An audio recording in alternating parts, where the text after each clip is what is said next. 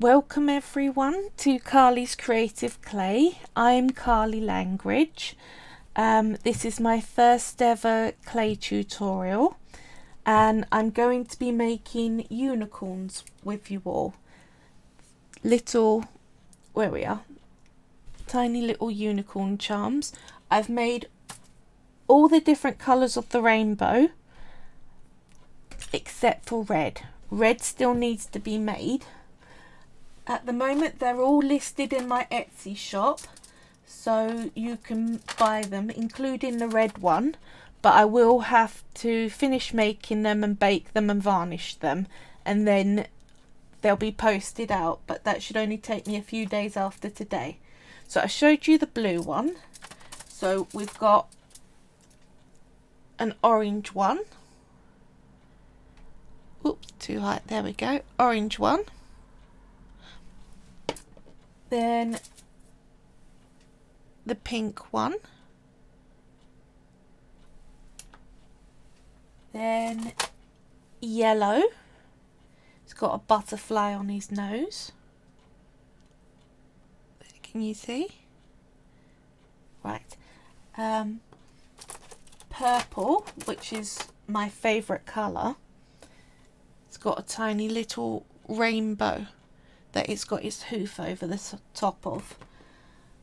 Then lastly, green is just laying down, tiny little green horse. Right, so we need red to complete the set. Now I've got my colours that I plan to be using. We have a dark red professional, it's all Fimo professional other than some Fimo effect. So we've got a dark red 23 Bordeaux.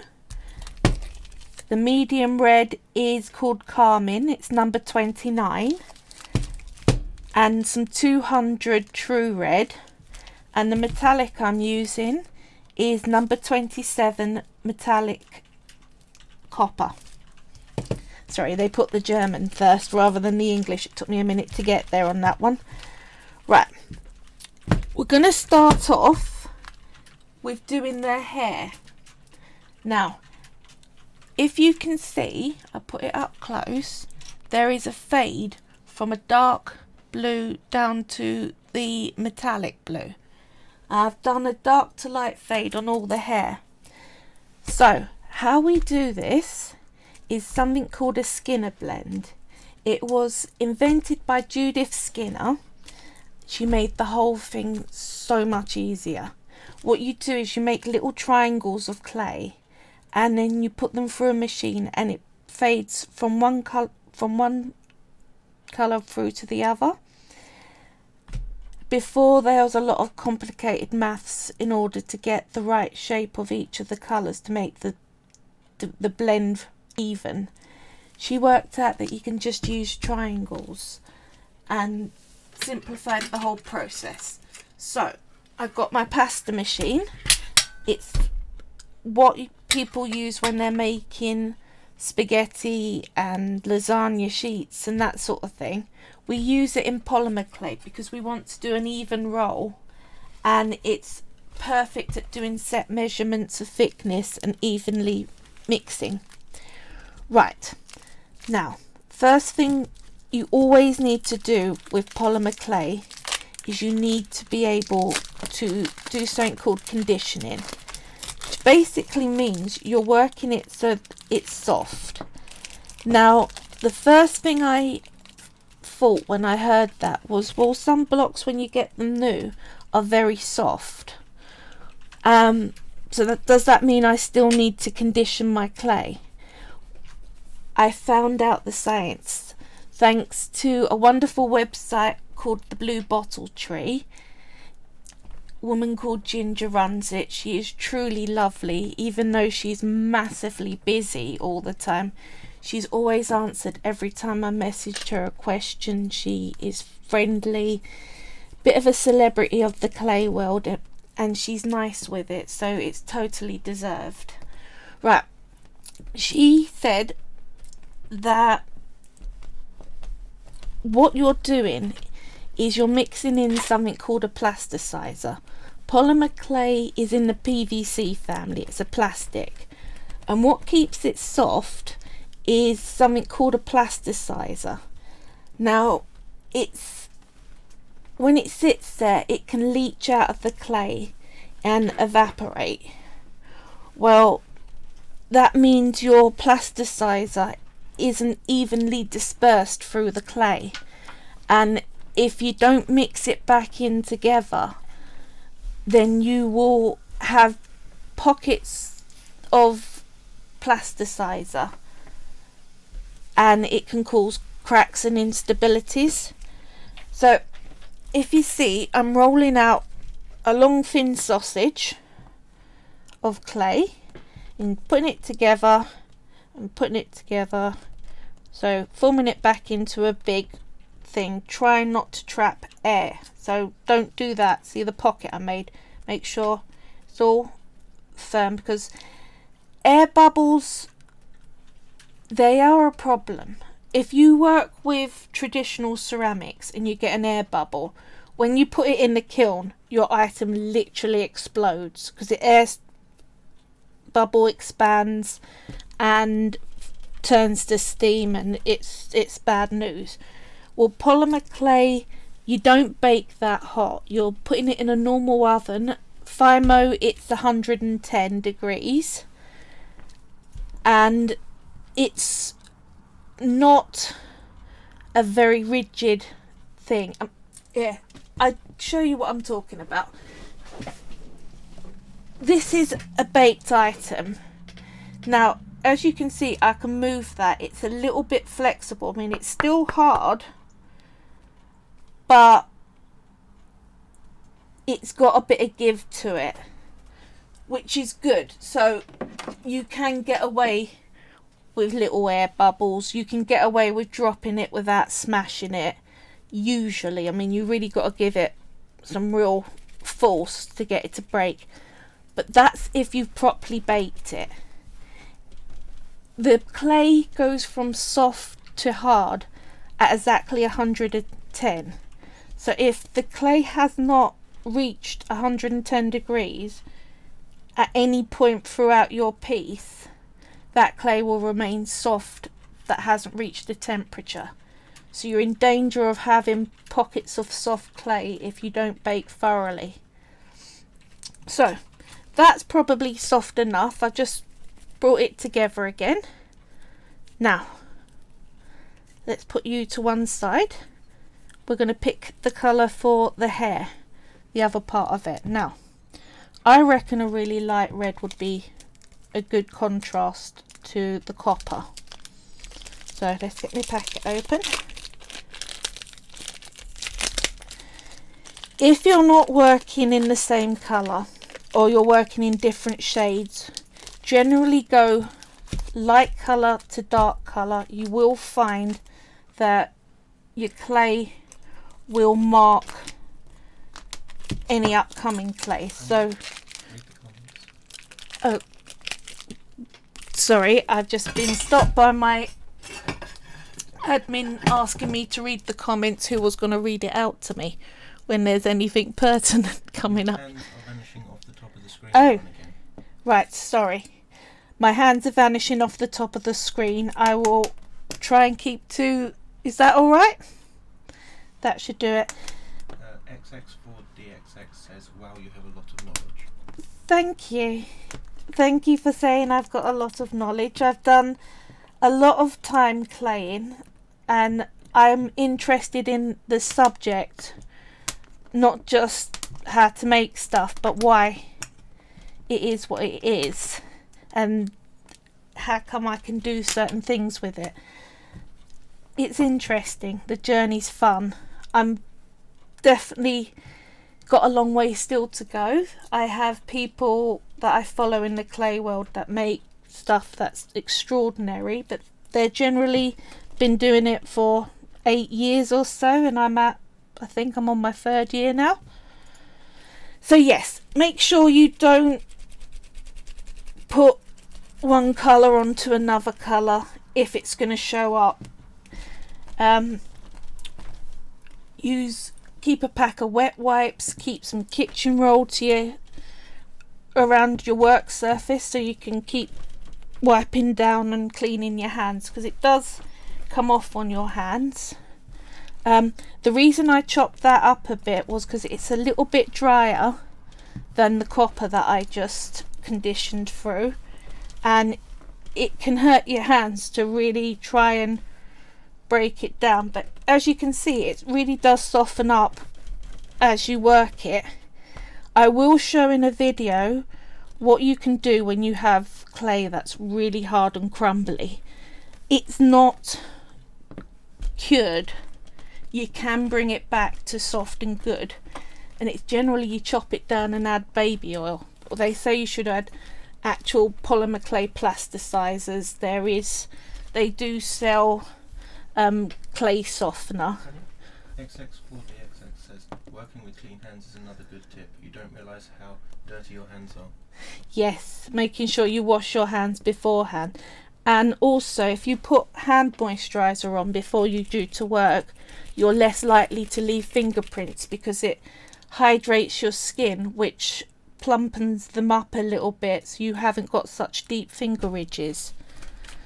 You can wear rubber gloves. I know people who wear like surgical gloves every time they work, but I have eczema, my skin would not accept that. So this, see how it started out very quite firm, and I've really put some pressure on to get a dent. It's just a few rolls through and it's a lot softer already. So Hedgehog has said it's amazing how strong your hands are. my hands are a lot stronger now. When I first got into clay, one of the reasons behind picking it was my hands were actually so weak I couldn't hold a pen. I have fibromyalgia. The pain I have through my body is significant, and it makes my body's muscles very weak. So sorry, am I going off the top? And I tell you what, there we go. I'll leave a block of clay there so I can't go off the top because I'll smack into that. Right, I am going to be making these into a rough triangle. I'm going to adjust the camera if that's okay. Right, sorry, my tech guy is just adjusting my camera so I don't go off the top of it again. Now, you think that's a decent triangle, but what you're trying for is you want to go right down to a tip, yeah, because what you want, the ratio of the other triangle there, the mix will be going that way. So what I'm going to do, we're down to a point, then I'm going to flatten off the top because I want some of it to remain that colour, so the fade will happen only on the diagonal line. Same again for this one, flatten it down a bit, pinch it out to roughly the same sort of thickness, flatten one side, flatten the other,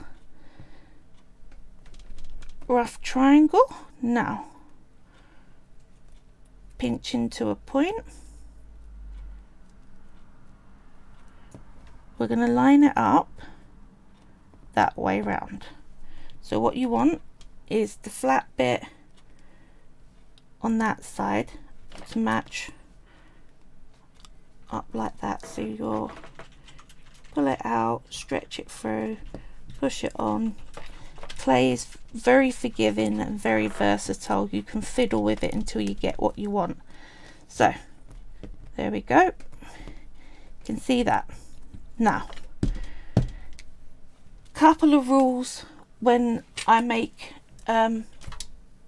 Skinner blends up.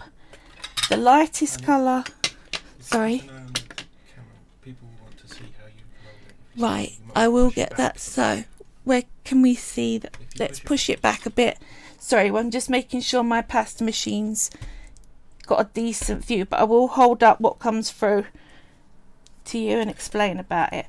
Right, first rule, and if you start doing this at the beginning, you won't have a bad habit to break.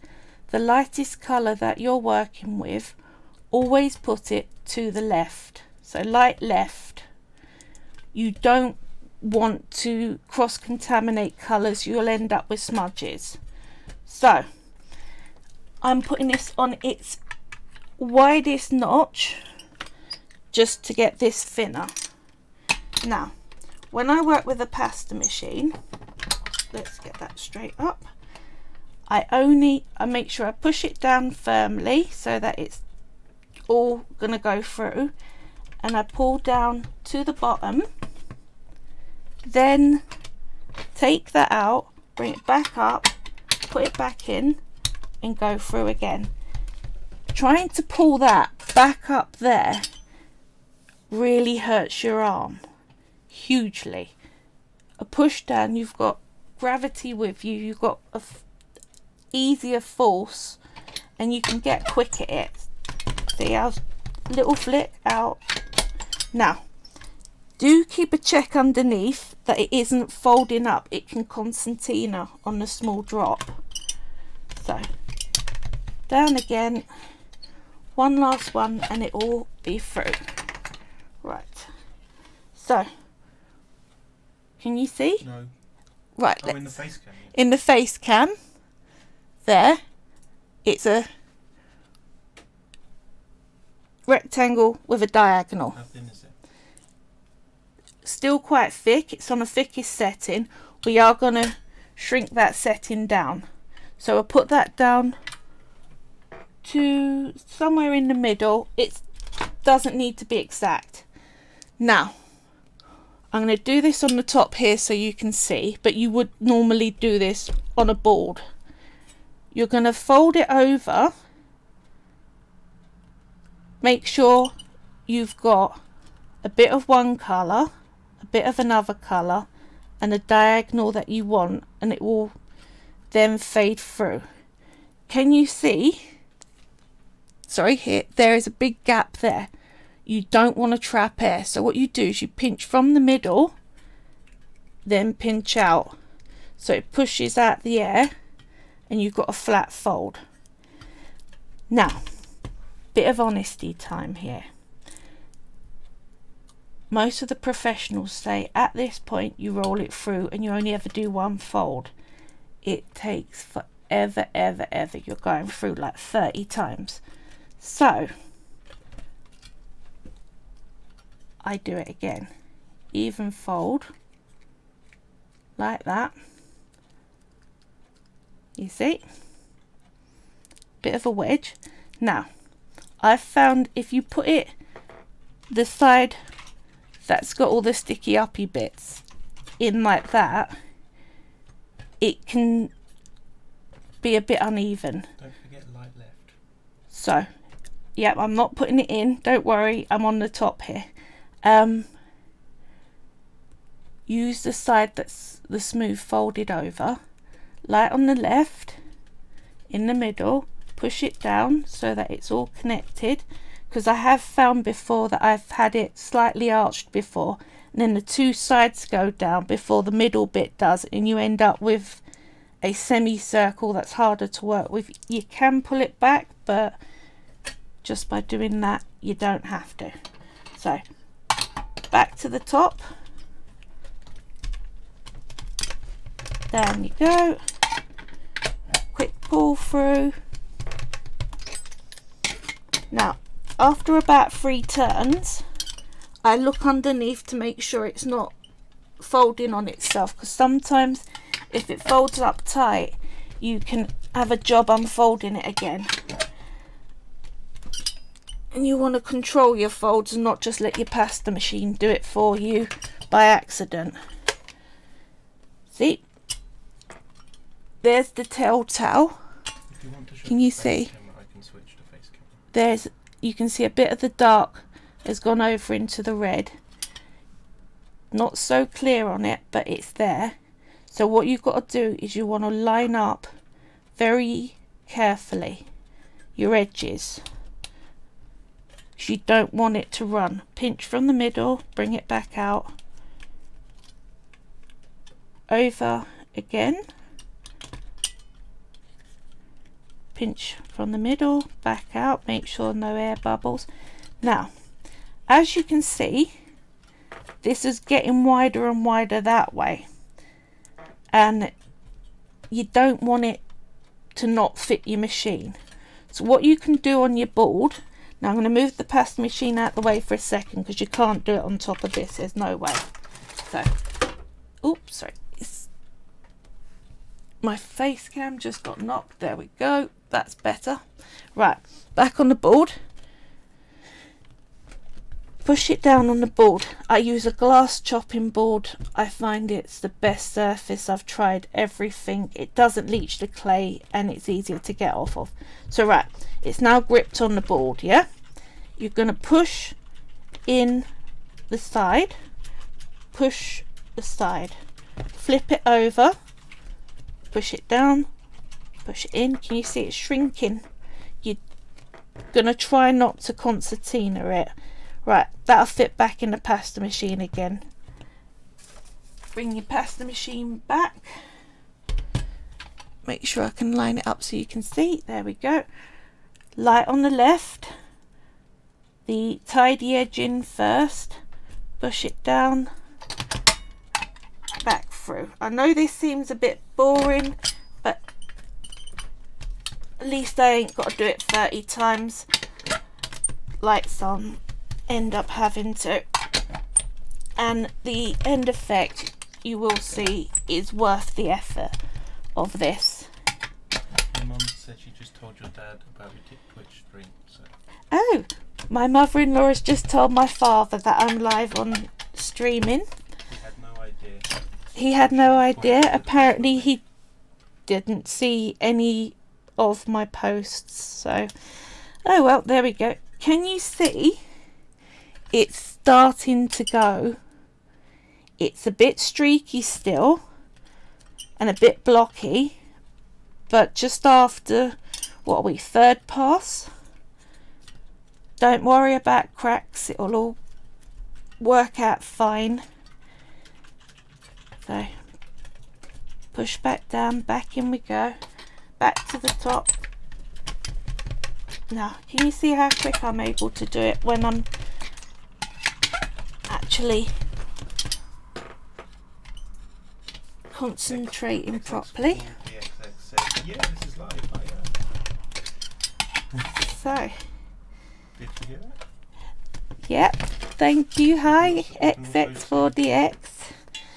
Right, we're almost there. It's still streaky, so a few more passes. Make sure you line it up properly, or you'll end up with big old patches. So middle, out. Now the reason I've done the hair first, can you make the face sorry, camera go down a bit more? Can I make the face camera go down a bit more? How's that? If it will stay like that, then Is that better? Right, the reason why I'm doing the hair first, with cane work, it's best to let it sit for a bit before you start slicing it, because as you can imagine, all this working is warming up the clay and making it very soft.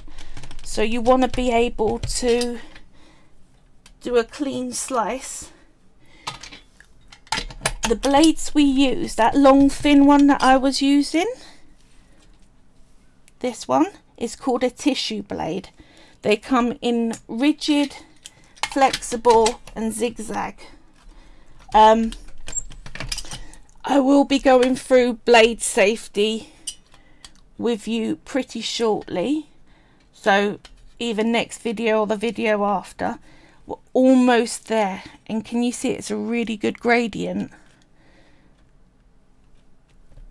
So I think one more pass will do this. I really do. But we're getting too wide again, so I'm just going to do a quick push like I did. I know it's off camera, but I don't want to move my pasta machine, and you saw me do it like a minute ago. There we go, shrunk it down a bit, There we go, back small again. In the machine. Like that.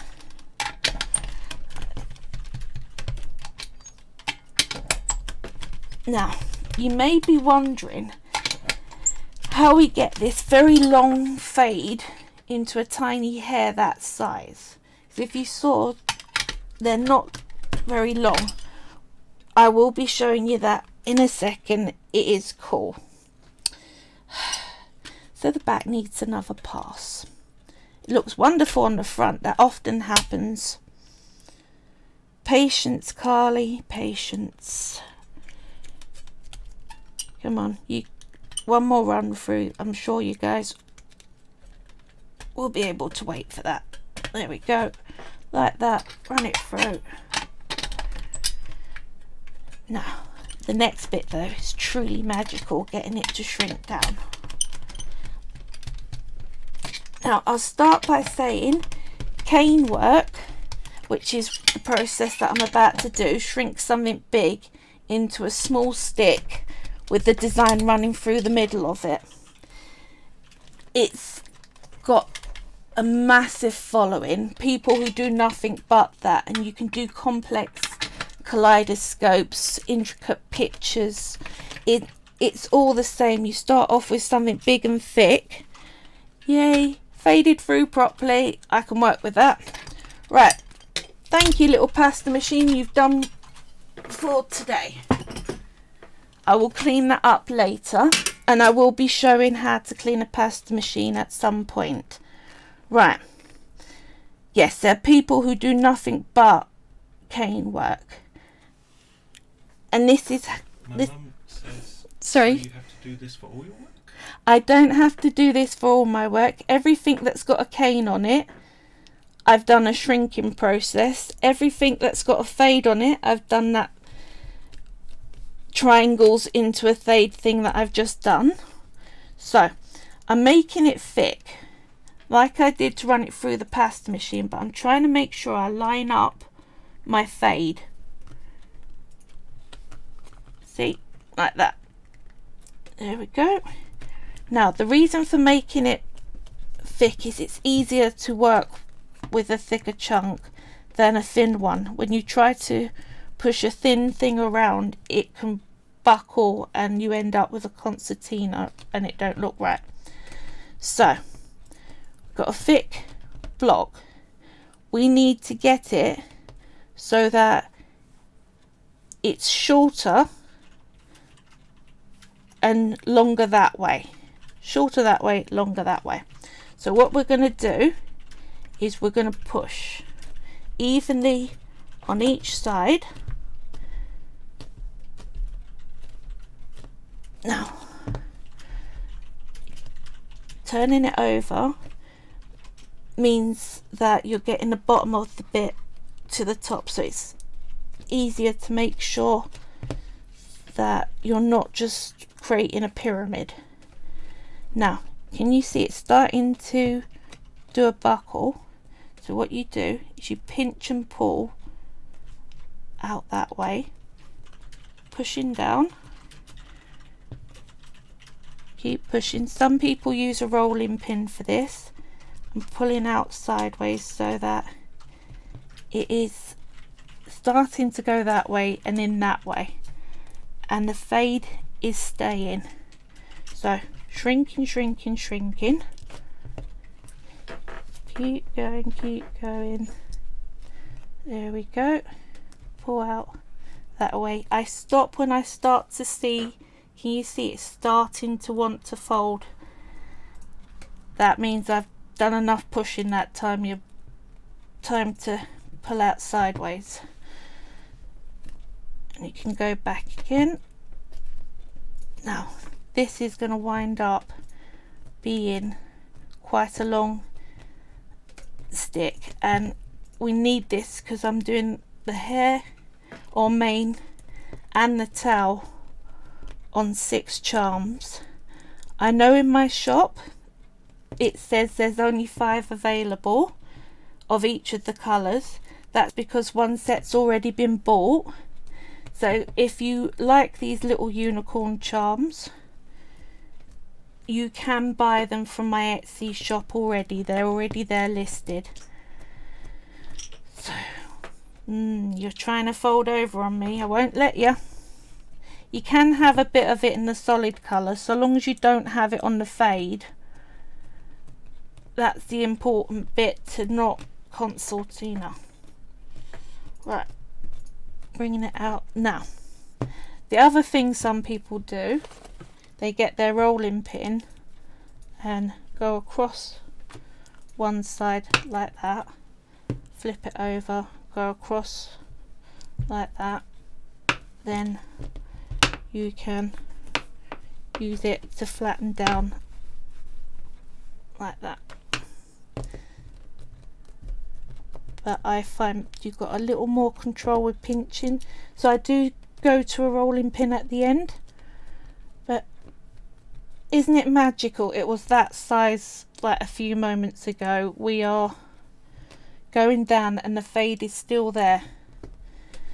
You will find with pictures and kaleidoscopes, you're making a picture sort of that size, that thick, and then you're pushing the sides to bring it up and in, and it literally goes through the whole stick evenly. That's due to the elasticity of this clay in its raw state. The only other thing that I know of that you can do that really with is sugar. So people do this on boiled sweets. That's what rock sticks are. So we're almost there. I would say we're getting there. Now, almost.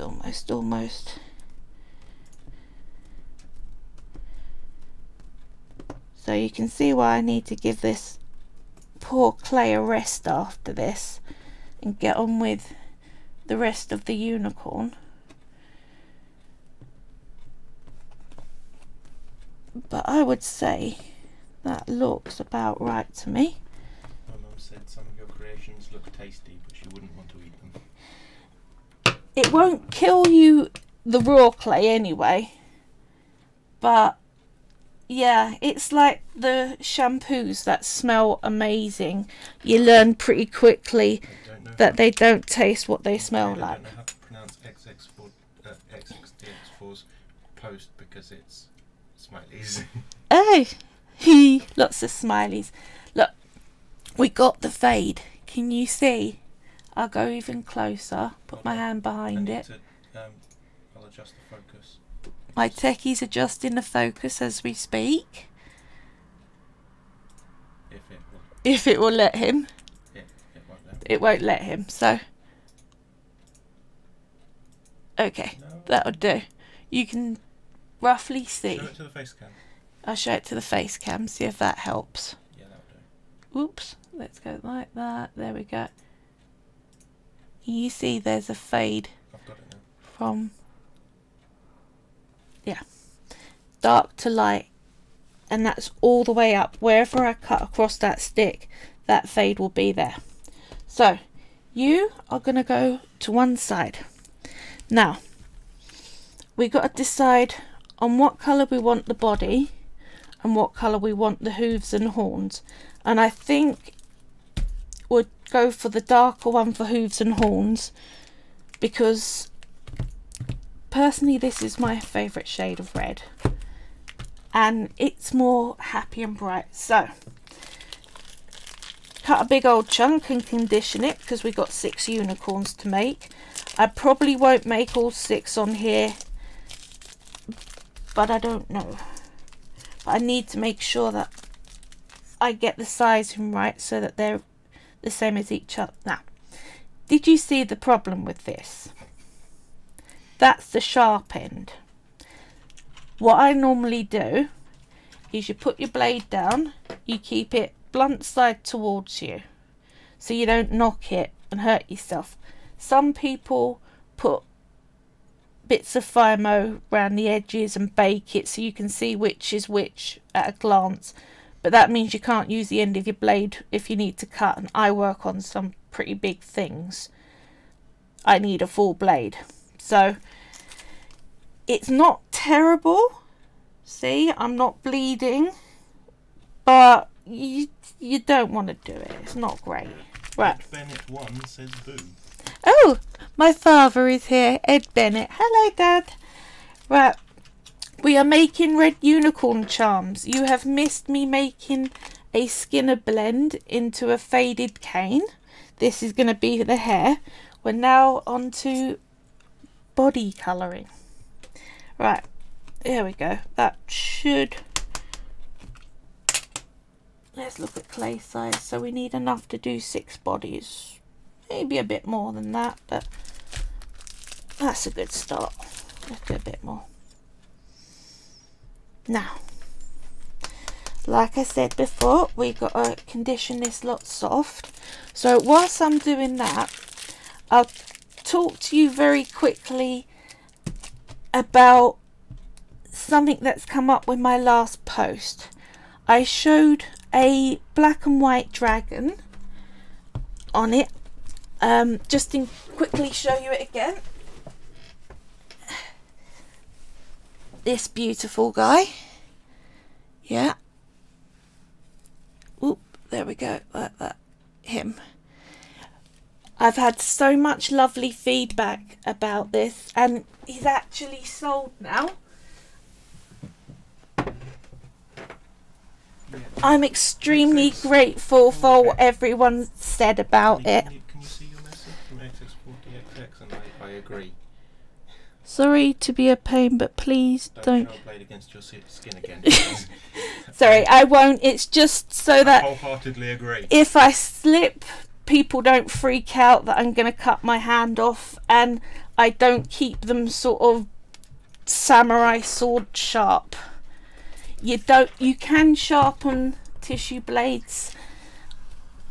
Actually, the best way to sharpen them is you get a cup, you turn it upside down, and there's a bit of the ceramic bottom that they don't glaze because they can't do, because it needs to sit in the kiln on that. Well, that bit's a really good blade sharpener. You just run the blade across that and it sharpens the blade for you.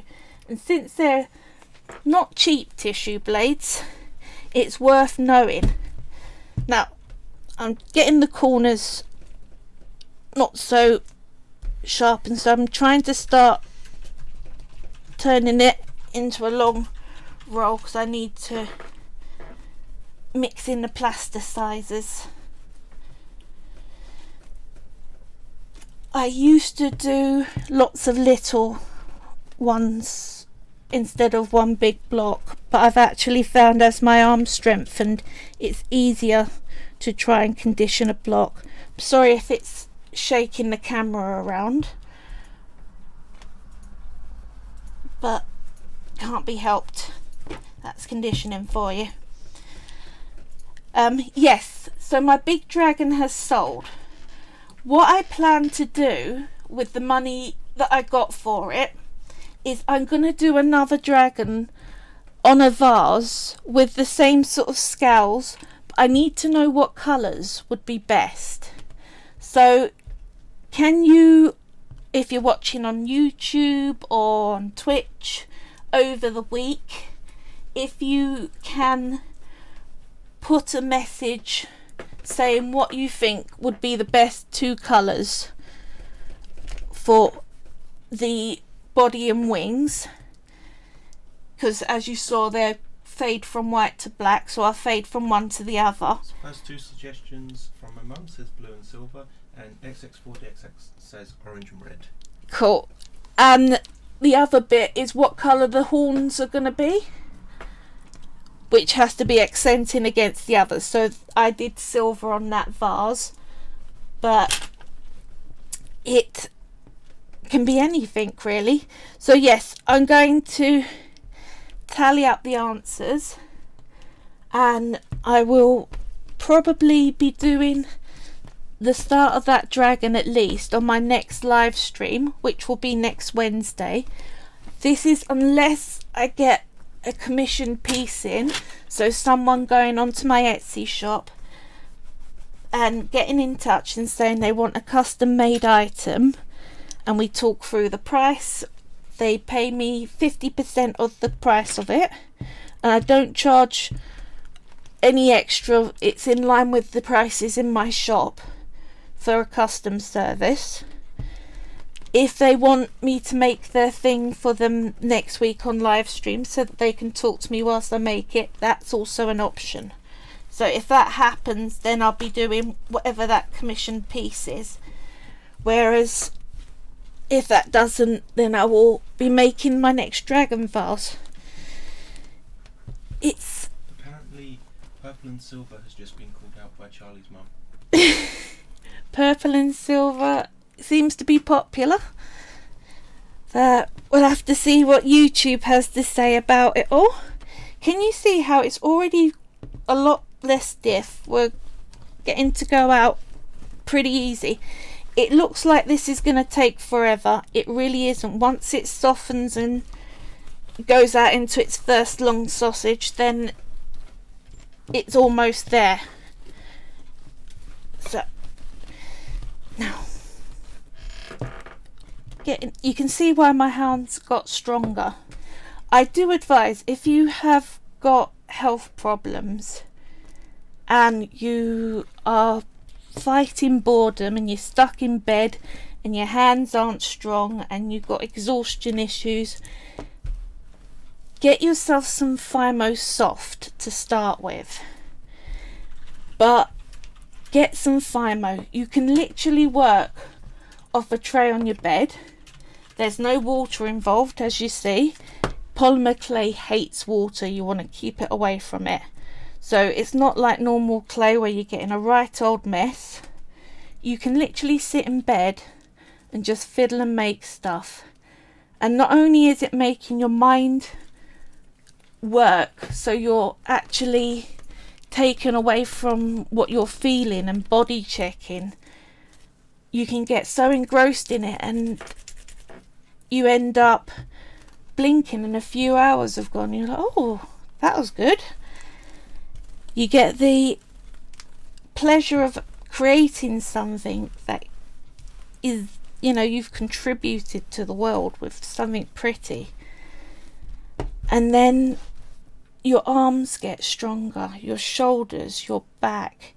You start to, it's physiotherapy, but fun physio, so you don't notice you're actually doing something to help yourself get a bit of your life back. And where with normal clay or air dry clay, if you left it to sit, it would turn sort of very hard and brittle, and it's hard to bring it back to carry on working on it. Message from Fairy Hedgehog. When you're starting, can you do something simple without a pasta machine? Oh yes, you don't need a pasta machine. You just don't. It's easier to do that fade with one. You can literally do it with a rolling pin on a board. Now, I will show you how to release clay from your board once I've... That says, hi Carly, Maria here. Oh, hello. Hello Maria, welcome to my live stream. I'm making a unicorn. Can you see the messages? Yes, it's where I'm looking at, no, I understand, at what I'm making. So what you I'm can see them doing as well. at the moment is softening the clay up. But Fairy Hedgehog says, can you just use one colour? yes, you can use one colour. You can mix colours. So if you haven't got the money to buy the whole range of clay, you can mix like blue and green and it turns out totally different shade. You can mix like you would with paint, basically. They blend, as you saw with the fade that I just did. Right, this is pretty soft now. Right, so when I started out, I literally had a box of clay and my hands, and that was it. And I made a load of Christmas tree decorations. They were things like a pangolin with a tray of mince pies on its back, a octopus pulling for Christmas crackers with itself. That sort of thing. I wanted a range of animals because I'm pretty much an animal nut that was doing Christmassy stuff. And if you look in my shop, I have made some of them already as ranges that you can buy. When I make batches of things, it's generally charms or Christmas tree decorations only, maybe bookmarks, but only once have I done a batch of bookmarks. But most of the stuff is one-offs, and the batches are no more than 8 in a batch. Generally I work on 6s because it's easier to manage and I've got to store it all. Right, I'm just getting rid of all the crease lines. Can you see they're all vanishing out just by use? This is another thing that a glass board is very useful with. So we're all soft and mixed up. Let's form you into a long log so that I can divide you up into 6. Right, here we go, we're almost there. This chopping board's amazing. It's got a tape measure along the bottom. The amount of times though the centimetres start in the middle, the amount of times I've put it over in the millimetre section and gone, oh, I wonder why the numbers don't match up. Yeah, not smart. Right, so we're going to divide this into 6 even bits. Fairy Hedgehog asks, where did you get your board from? I got my board, it was either eBay or Amazon. I get my life off of eBay or Amazon. I very rarely get out, I'm just not well enough.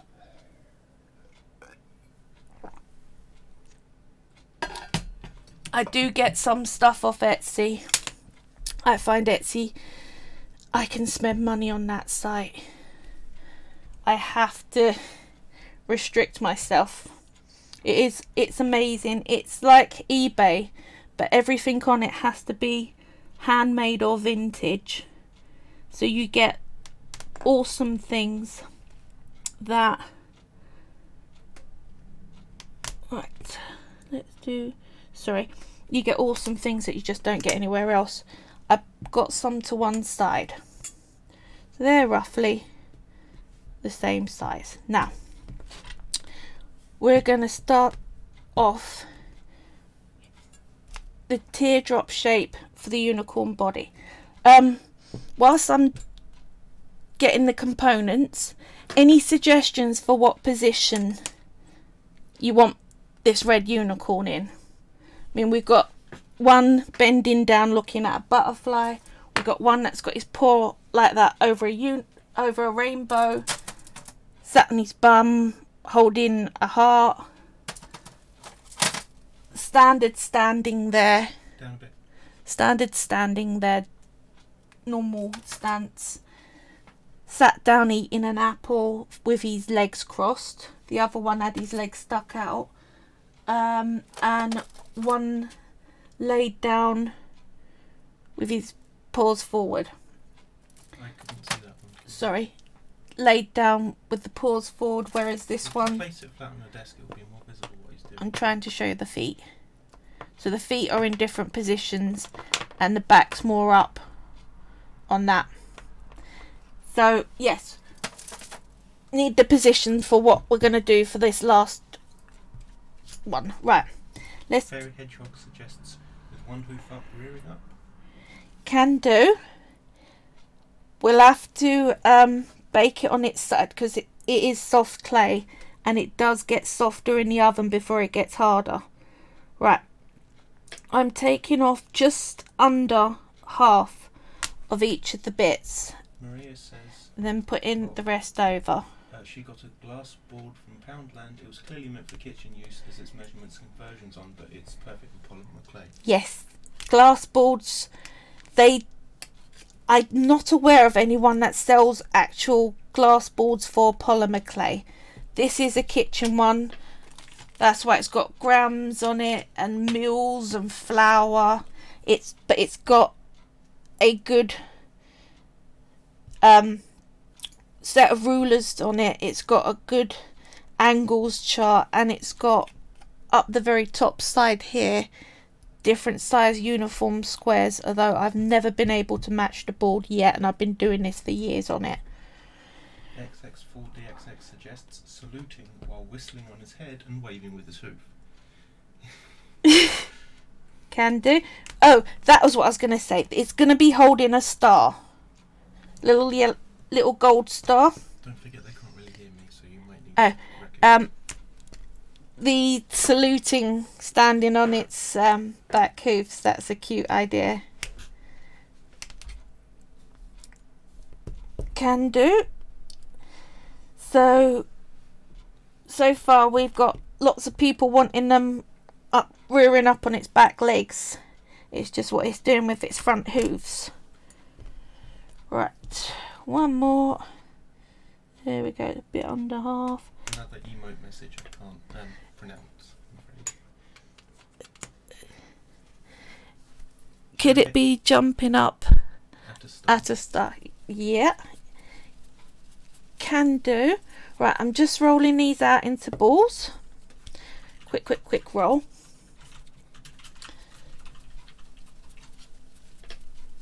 Now, if you're making stuff offline, like, you can follow tutorials, that is an option, but there is another way you can use the internet for inspiration, and this is what I do. I go onto Google Images and I type in pictures of the actual thing that I'm making, which is usually an animal. So actual photos of a horse, rather than Polymer Clay tutorials of a horse, because when you look at other people's creations, you can find that you end up following theirs rather than making your own sort of flair. But when I started out, I followed tutorials just to start to get to know the clay. But after a while, you kind of do want to go and make your own versions of things with your own take on it all. And that's how I do most of my work, is with Google Images on one side.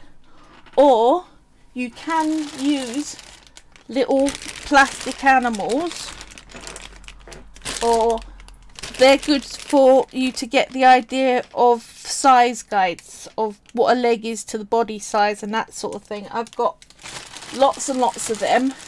Is that any better? Can you read XX? Yes, that's better. Sorry, I've got a big laptop and I can read it a bit clearer now. Right. You're good at not copying other people's stuff, avoiding copyright. You never know who's going to do a copyright claim. And some of the claims for it's fan art, they're like, you sold it. It's not fan art. Right. We want to turn this into a teardrop first. So, we're at a teardrop phase. I'm just shrinking the bum down because that's quite a booty that pony's gonna get. So shrink that down a little bit. So we're at a long teardrop now.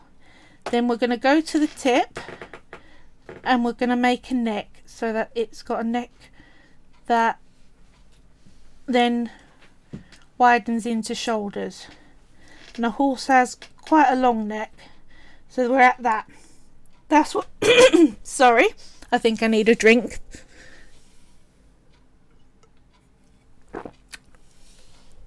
Apple juice with mixed spice and water, microwave for 3 minutes. It's amazing. That's what I'm drinking. Right, so let's quickly do that for the other 5. It's a lot quicker to make in batches than it is to make a complete charm and then go on and make the next complete charm. You'll find you end up streamlining like this. and it doesn't make it much longer to do it. You get kind of quick. I read somewhere someone saying if you want to get good at anything, make it 100 times. Once you've made 100 of anything, you have ironed out the kinks, you have made it your own take, you are comfortable with it, and you can end up at the point where you're pretty certain that if you wore a blindfold you could probably still turn out not a good one, but pretty decent. So there we go, almost there. Right, have we got to a conclusion on what position these guys are going to be in? XX for DXX. What do you reckon, Mod? Hedgehog together have sort of suggested rolling on its back, playing in the grass. Is that a possibility? How about if I do it on its back, so back legs up, front legs up there, holding onto a star in front of it, and I put the eyelet for the charm in the belly and the tail comes out round the back. What do you reckon?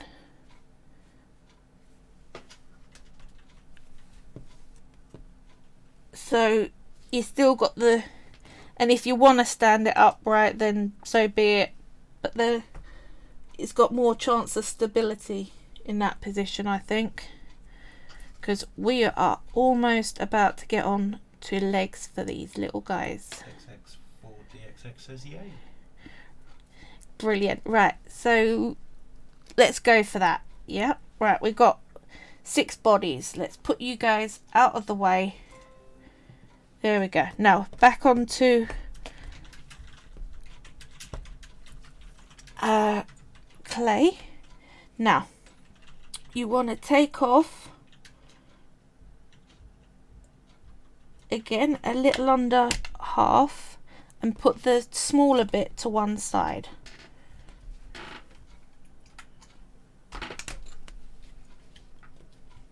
Oop, there we go. That small bit is going to be head and ears, so long as you've got enough off to one side for head and ears. Hearty Life says that sounds cute. So is it rolling around playing with the star? Yeah, that's what I thought. That sounds like a real horse thing to do. Every horse I know rolls around more than my cat does. So that might not be enough. Let's give it a little bit more. You can have a pretty small head, but remember I put some to one side, so if I come to any stage and go, oh, these are looking a bit small in comparison with other bits, I don't have to shrink down to get enough clay. Can I ask that you put the sum to one side on the other side, because your face cam is in the way of the sum you put to the side?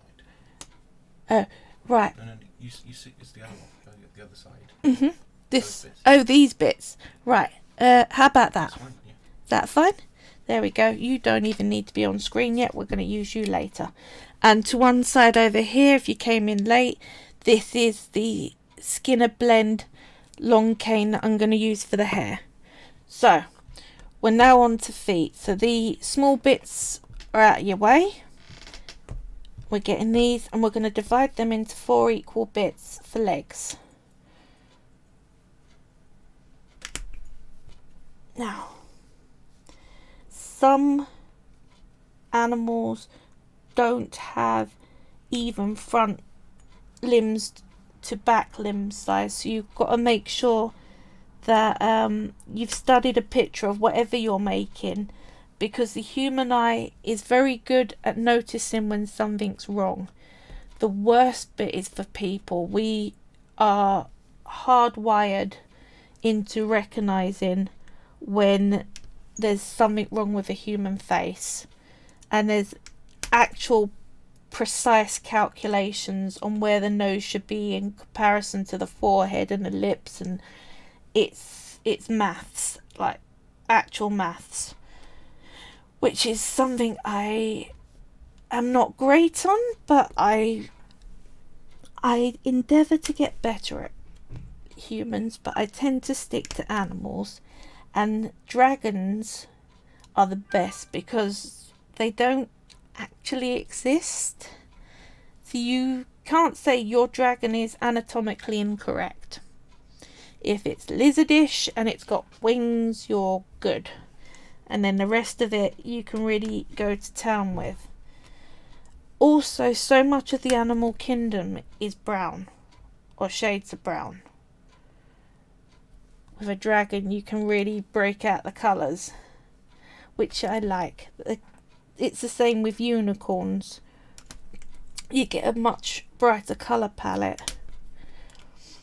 But I think I've got more cats in my shop than any other animal other than dragons. I'm pretty sure I've got more dragons there. The first dragon I ever made, it was very rough. I can see with every bit I make, 1, 2, 3, 4, 5, 6, it's a little bit better than the one before. But I made a rule: if I don't love it, it don't go in my shop, and if I stop loving it, it comes out of my shop, which I think is reasonable. Right, we're going to put these all over into little balls, because you'll find most things with polymer clay is balls and sticks. It's the easiest two shapes to start transferring into other shapes. Sorry, I'm coughing. I've still got a chest infection. My doctor says it's less of a chest infection and more of an asthma type symptom now. Still can't breathe properly. It's getting my nerves to be very, very short because I'm not sleeping right. Right, let me show you this. Look at my hands. It looks like I'm starting to go red. That's what I mean about make sure that you keep your hands clean. Once I transfer to another colour, I've got to make sure I wash my hands, or this shade will come off onto whatever I use. So cleanliness is, it's annoying, but it's definitely a thing. Right. XX4DXX asks, without looking it up, do you know what you call a group of unicorns? A group of unicorns. I'd like to think a group of unicorns would be a sparkle of unicorns, but I bet it's not. What is it? Hearty Life Lives says she's sorry to hear that you're feeling. She hopes you feel better soon. Apparently it's a blessing. Thank you. Of unicorns. A blessing of unicorns. That is literally adorable. I do wish unicorns were real, but we got rhinos and they're chubby unicorns, so that kind of counts. I was very tempted when I started making this to make 3 out of each of the unicorns into Pegasi, but I have only 6 in a range and I didn't want to make that many unicorns. The other thing is, working with white is you'll find very little white going on in any of my work, and there is a reason for this. White picks up every bit of dust, anything. You've got to almost wear a hazmat suit to keep it clean, or get some rubbing alcohol. It melts the top layer of clay, only a very tiny thin bit. It just strips the surface, and if you smudge onto your clay a colour you don't want, or you get dust on it, do that, but you do it before you bake it. I've heard people say it works after baking. I have never found it to. If something ain't right after baking, you're then on to sanding, which is a legitimate option, but that's a lot of work on your arms. Now, once you bake your clay, you will find it doesn't come out as shiny as the bits I'm showing you. It comes out very matte. Now I'll just quickly show you this. Can you see that side there is very shiny? That's what I've varnished. That's it without the varnish on. Big difference. Now you can't just use any varnish. Let's put this back over here. You need to use, where is it?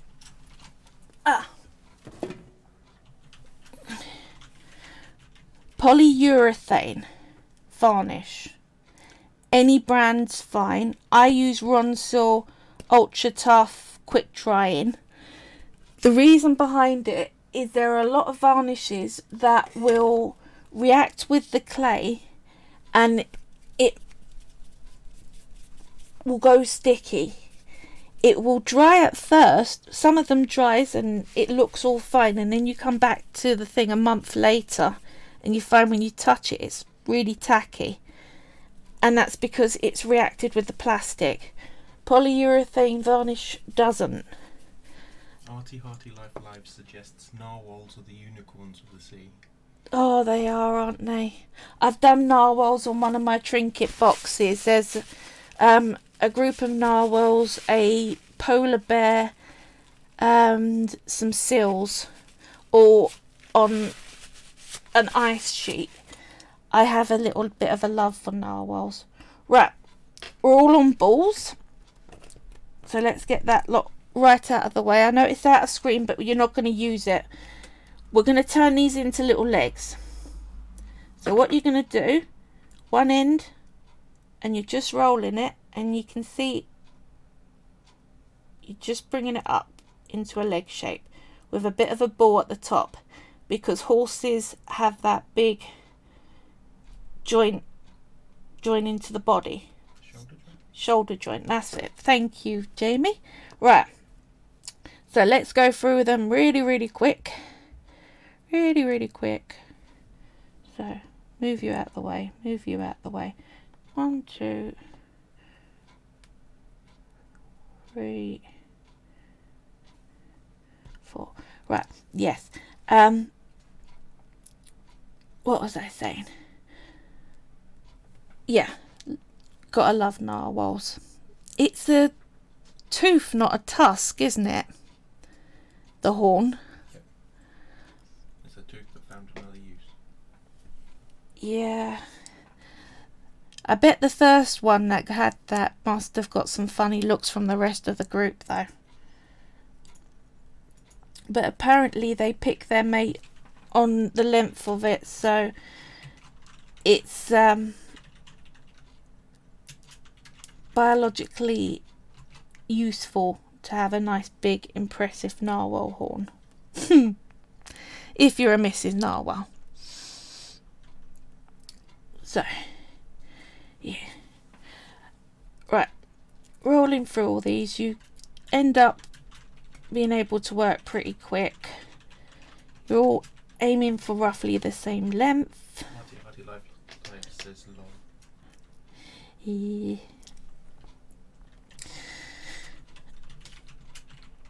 The only thing, if you're going to make narwhals from clay, is they got a lot of dappling of dark and light. So you can either XX40XX says, thank goodness I wasn't born a unicorn. Thank goodness you weren't born a unicorn. But you'd have magic if you're a real unicorn, so you could do whatever you wanted. In theory, there's not a lot of specifics on what the rules are for unicorn magic. Far more if you're a witch or a wizard. They really don't get into that, especially with the Harry Potter stuff. I think it's a big area they gloss over, that the blood's magical but don't really go into it. Bought you a better knife for cutting your clay. Oh, We'll find out what that means. my father has just bought me a better knife for cutting my clay. That would be interesting to see. Well, if it turns out to be something really good, I will be sharing it with the Polymer Clay community. They're always interested in new stuff. Ooh. Now, can you see I made that leg a little long and little thin? So it's still good. Just hold the sides, push on the top. Can you see it's gone thicker again? It's a bit bent. You just straighten it up. Clay is so forgiving. There is no real failures. The other thing, if you really do think you messed something up, like this end bit, you think that's useless, nothing I can do with it. If you twist colours together, so I'm twisting like that, then you get your blade and you chop down the middle of it. Ed says health and safety. You can end up with some really good designs. Can you see that? It's already checkerboarded into a fade. Can I just check, can you see the colours on here? I can, but I'm looking on this, so I'm relying on you. Sorry, my husband's asking if I can see the comments, but it's pretty hard to just if I bring your attention to it. Watch a blade, watch a tutorial and follow the comments. So what am I breaking health and safety wise? I thought I was doing pretty well. I think it's being careful with right. the blade. Remember earlier when you almost used the wrong side? Yeah, I have used the wrong side of a blade before, but I've never been badly cut, thank God. I've heard horror stories. I've heard people having issues with getting nails trapped in pasta machines. Anyway, like all craft, there is an element of danger. You just got to make sure you be careful about it. If anything, the thing that I've caused most damage with myself on is baking trays, burning myself on hot bits. That's just life of cooking, really.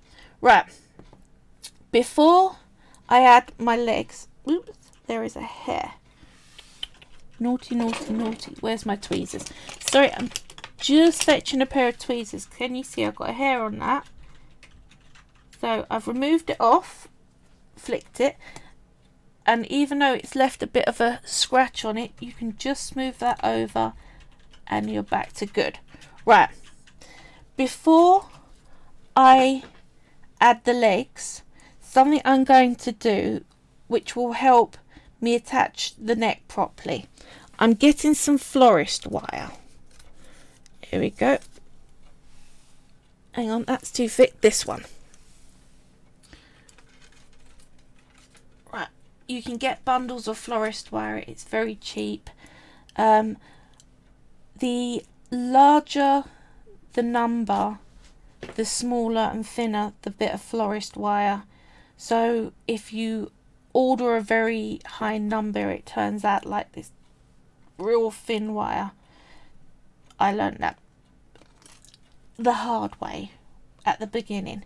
Right, yes, so what I'm doing is I'm going to get the florist wire, I'm going to push it in just to about there, leave a little bit sticking up over the top, and then cut it there. So I can then push the head onto that and it will be a stronger joint than if I just tried to push it onto the clay. So I'm quickly going to do that with the other 6. Florist wire is very, very useful for strengthening joints. There are all manner of things like wire mesh that you can use. It is quite a strong joint already anyway, but where this is going to be a charm, it's highly likely to end up in someone's handbag and get knocked all over the place. So at least I can do is try and make the heads a bit more secure. We're almost there, we've only got one more to do. Right, nope, two more to do.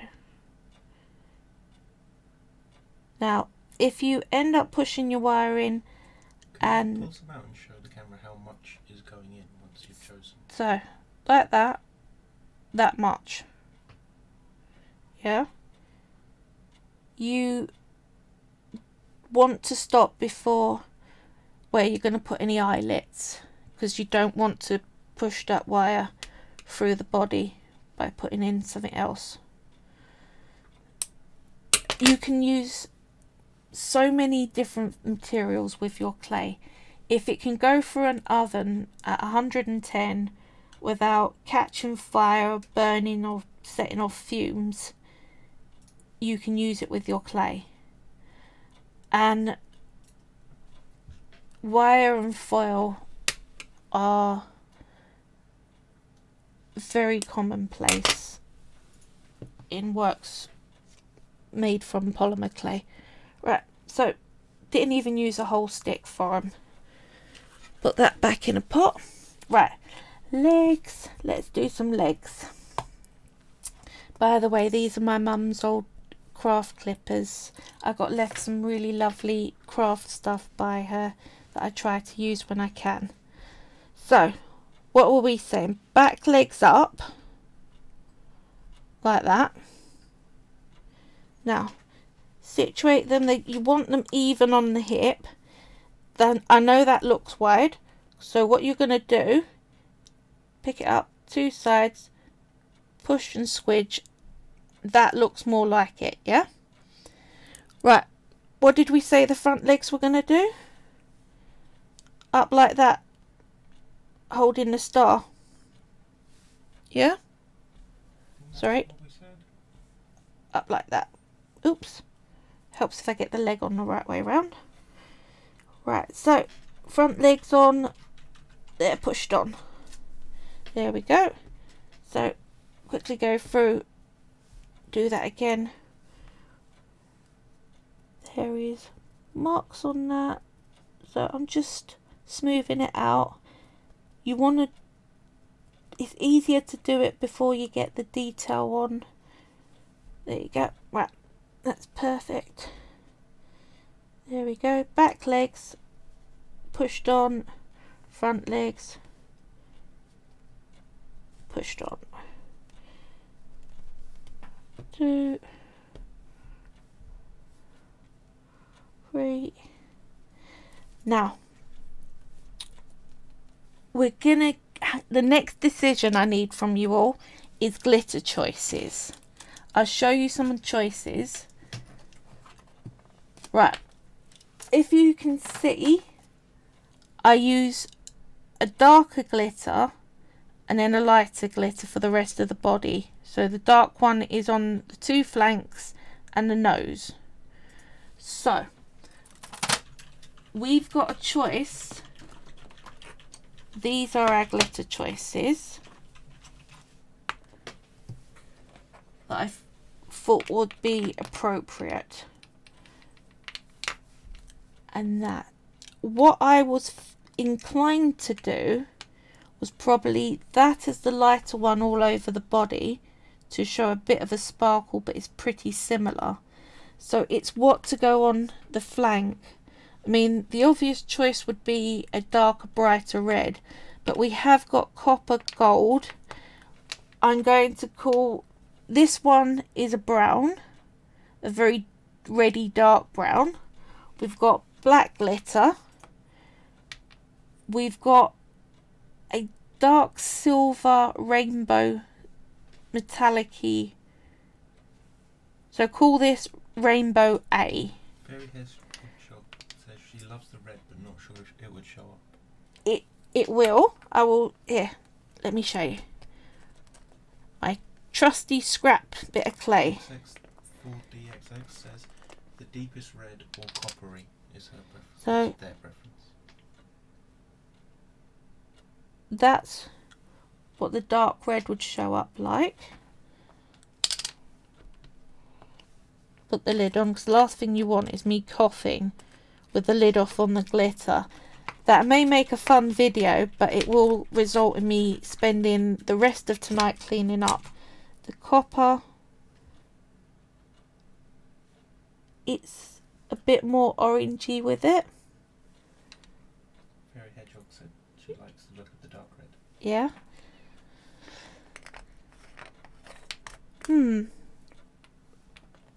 I'm not so sure about these ones, but I thought I would give you them as an option. The gold will sort of balance with the gold star, but are we going down to red and copper as the two choices? I think that. Yeah. Right. Let's go with the dark red. It's more classical. Yeah. So we'll go with these two as the glitter choices. Fairy Hedgehog wonders how the light rainbow would look with it. The light rainbow. That is That one, the furthest. this one. That one. I think that's the light. Yes. Right. And Fairy Hedgehog also says red and copper are good. Again, I got these glitters off my mum, so they're awesome to use. So that would be You need to hold it up much sort of closer a to the camera for us to see. mixed varying colour. I think the two reds are my favourite. I'll say in the chat. Right. Admin saying that the two reds are his choice. What do you reckon? Everyone agree? It's the classicest look. Yeah? Right. I put these to one side so you guys can talk it over. I do love this mix though. It may not be right for this one, but it's probably my favourite glitter in Can you see the it message all. from Dark Bra saying, this is so exciting, I can't wait to see the seventh unicorn I bought taking shape. Oh, yes. And Fairy Hedgehog says dealer's choice, and XX4DXX says they all look good. Cool. Okay, let's quickly put some legs on. Now, it doesn't matter that I got glitter all over my hands because we're going to cover it all in glitter. Because unicorns should have glitter. But now we've got that decision made, I can go leg, leg, leg quickly.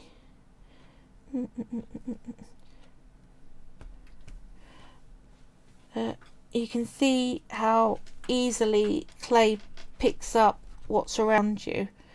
It's already starting to get glitter off just a small bit that's on the side of my hands. If ever they want to see what is in the environment in the time that something was made, archaeologists of the future just need to scrape the surface of anything made from polymer clay and it'll give you a wonderful towel. Right. Where are we? 2, 4, 5. I thought I had too many legs. You're missing your front paws, mate. There we go. Like that. Legs on. Legs on. Right.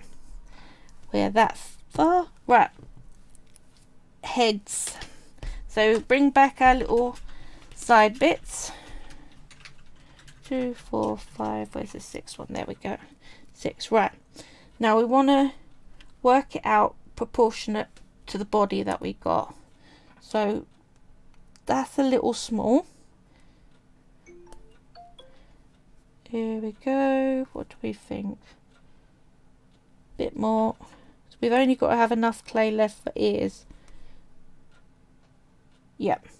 So we take a pinch off each of them and then that'll be right for the rest. Like that. Pinch off each of them. Right, and you probably guessed into balls for more.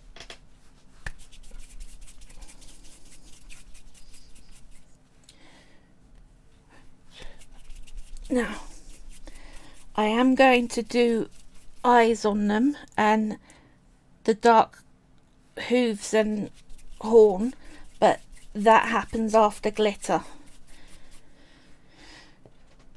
So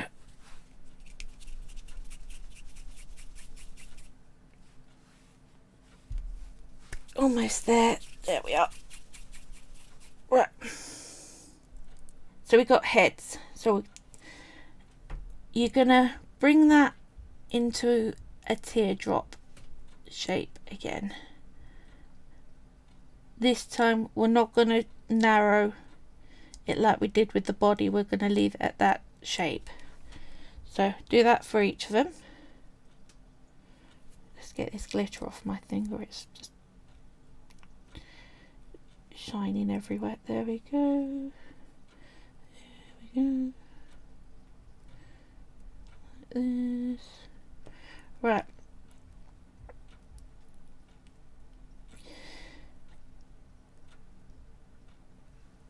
Right.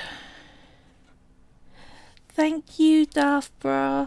It's coming along very quickly, isn't it? They're already looking horse-like. This is so exciting. I can't wait to see the 7th unicorn I bought taking shape. Yes, I said thank you. They are pretty amazing. We're coming along. Right. We need a pin tool. Can you see it's tool, wooden stick, sharp point. Now if you haven't got one of them, you can use a sewing needle. There you go. The pin tool. Yeah, pin or needle tool is referred to. You can use a sewing needle if you want, but it just gives you more to grip onto. What we're going to do is we're going to firstly stick a smile on it, and I'm twisting the clay, not the blade, so that it stays level. So we've got a smile. Then you want nostrils, and they are diagonal down, pushed up into a point like that, into a little bit of a V shape. Yeah, like that on all of them. So nostrils and mouth. And again, you can get quite quick at it. Little smile, nostril point, little smile, nostril point, nostril point.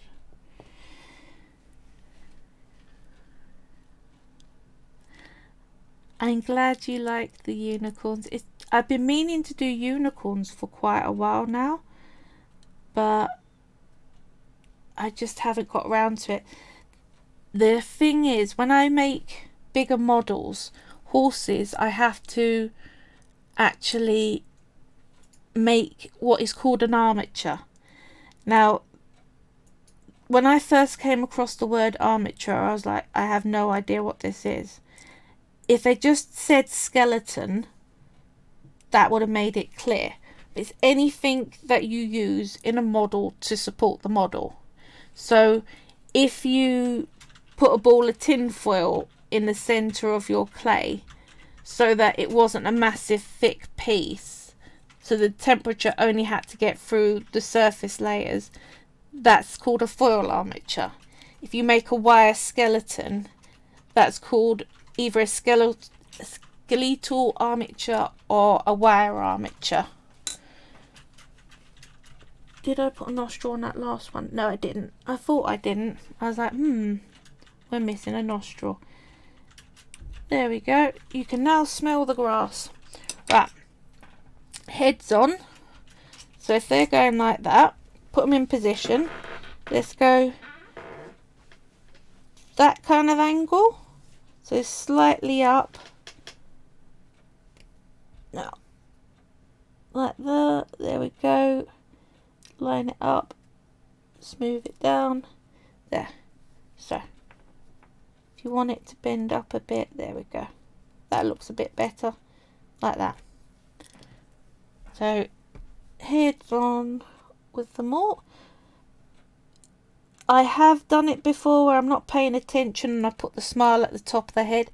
If you put it in and you made a hole and it's in the wrong place, you can either reshape the ball and make it again because it was a quick process, or you can use your finger to smooth it over and get rid of the joint and the hole that it closed up. So it is nice that you can fix your mistakes without a lot of effort with your clay. Right, here we go. Bra has just been informed There that a group of unicorns is called a blessing, and because they have several unicorn statues, they have a blessing. It puts a lot of pressure on a unicorn to be called a blessing, doesn't it? It means that whenever you try and hang out with your mates, people are like, oh, unicorn blessings. Don't mind if I do, I'll have one of them. That sounds like it'll be a useful thing for the day. They're like, look, we're just trying to hang around and eat some grass, okay? We're not into blessing everyone. Right, now, we're on to ears. I have a tool that I really like to use for my ears. How good is this in the camera? Let's hold it up to this. Can you see? It's like a little cup in a point shape. Yeah? Like that.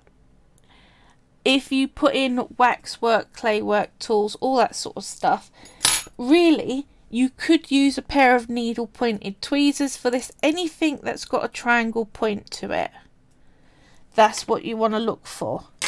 And when I started, I had no tools. It's amazing what you can repurpose around your house. So we're going to go horse's ears. The leftover clay, we're going to split it into two, make little balls.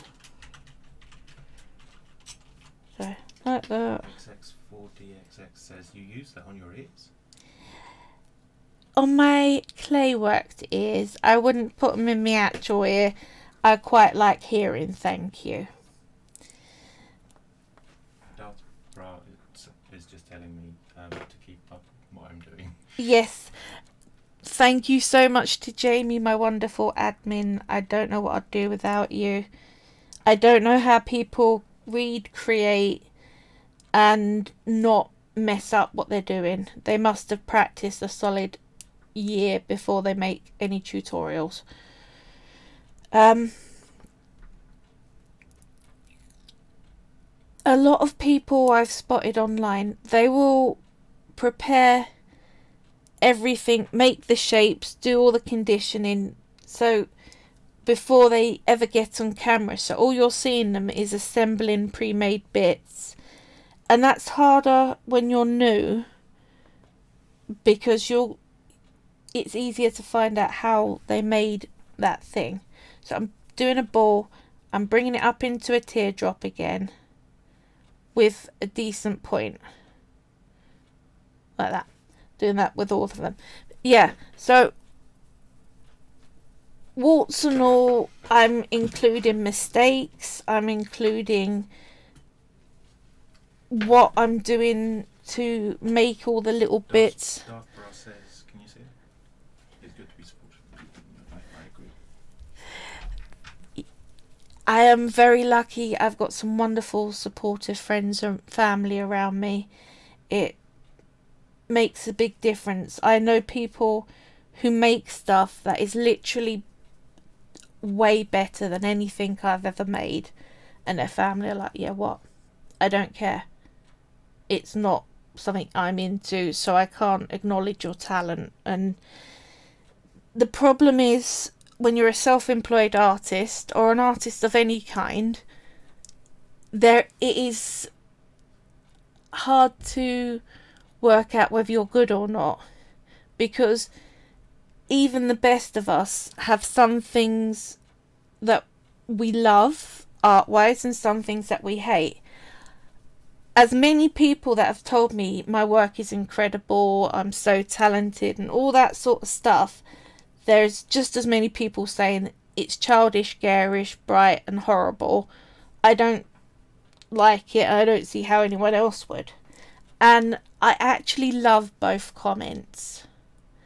I think it should be that way. It would be so boring if there was one type of art that was right and everything else was wrong. and no one else liked anything other than this one sort of art. Variety is the spice of this world. So those that hate it, it's good. You've got an opinion on art. That's awesome. And that's okay. It's okay to not like my stuff. I am not going to explode. It's fine. So long as I like my stuff, that's the important thing. It's easy to try and make things just to make other people happy. I make stuff that I think is pretty, and hopefully other people will like it. It sounds awful, but it actually isn't. I love the mind of the general public, the differences, opinions, the fact that people have strong enough opinions to comment on a creation of someone else, good or bad. It's an important part of this world that can be missed in the busyness and the trying to pay your bills. And there you go through school life with a teacher grading your artwork. That's really your first proper experience. Beauty is in the eye of the beholder. Oh yeah. Having said that, all of the kind words never goes amiss. I love your work. I truly mean that. Thank you, Dartha. That's so sweet of you. I agree. If you've ever gone around the Tate Modern in England, you will see a very mixed bag of stuff that people will like, people will hate, people will be indifferent about. I argue some of it don't take any talent or skill, which is what I look for in my art. That there's at least been a bit of skill applied. But who knows? Some people want it to be a talking point. Right, can you see? I picked up my little teardrop. I'm putting the base of the triangle tool at the base of the round part of the triangle, putting it on my finger and pushing. Now, you don't want to push all the way through. You want to push, let's see, can I get this in the camera? Very thin, where are we? Nope, down a bit. Very thin bit for the back. It'll be more obvious when I take it off. And you wiggle your tool off. And can you see it's... There we go. That's how thick the actual back of the ear is. Now, if you want to get really, really fancy, you can put a little triangle of another colour on top before you push down, and then the inside of the ear will be a different colour to the outside. Now, for horses, I like to just pinch the tip like that. That's an ear done. So again, you go through quickly, push down, roll off, pinch the tip, make sure there's a point like that, and it's easier with a rounded side to roll it off the tool, but you can just give it a bit of a wiggle. About dinner, Mum was wondering if she does sweet corn, will you do salad to salad? Yep, that's fine. Right, little wiggle. If you do push too far through, you will find that when you go to attach them to the pony, unicorn, whatever, you will start to crack the back of the ear, which isn't what you want. So pinch, but they look like they should take a lot more time than they actually do with the right tool.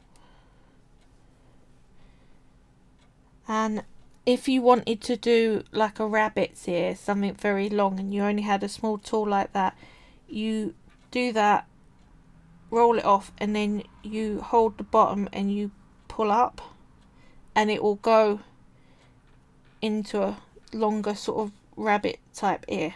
Dark Brass says, how ingenious to make the ears with that tool. XX4DXX says, pony, unicorn, whatever. Yeah. Fair Sorry. Hedgehog says, if it cracks, you can't use water, what can you not make? What I would do if it cracked, I get a ball tool, put it on one side, so if you've got something to push into the gap, and then I smooth the back like that. And then if the inside needs smoothing, you can put the back on your finger and use the ball tool just to bring the crack through.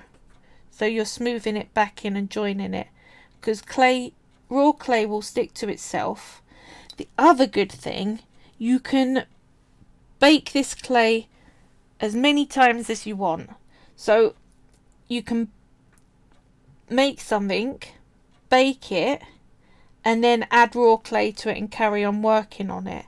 And this is good if you are making something with a lot of detail all over it. So say like the hair on a dog, you'll work on one side and you get all that detail. If you hold it, you're going to just smudge it all back in. So you bake it, then add a bit of raw clay the next side and do all the detail on that. Baked clay is more stable than raw clay, obviously, so baking stuff before you add extra bits can stop it breaking in the oven. I have had stuff fall apart in the oven before. It is a little bit heartbreaking, but every time it's happened it's because I've looked at it and said, that might need a support. Nah, it'll be fine. I've now learned if I have to go, nah, it'll be fine. That's my cue that it won't be fine. Artie Hearty Live suggests interim bakes are like saving your progress. Yes, it is actually. And if it turns out that it's not right, you can sand, you can cut baked clay with blades and chisels and all sorts of things like that. So it's a very forgiving medium. Right, I'm through the ears. Now, I like to use my large ball tool. You won't find one with this handle. This was like this. It just didn't have the second side to it. And it cracked along there because it's one of my most used tools. So instead of paying out for more money, I pushed it back together. Then I got a bit of wire, and the florist wire, wrapped it round so that it held, and then I wrapped clay around it and baked it, and now it's stronger than it even was in the wood. Clay can fix things. You can make your own tools from clay. So like if you didn't have a triangle tool, just get some clay. Darth Brass says raccoon and Pikachu, and I think I see my unicorn. It's the one right at the front. So already there's a point tool.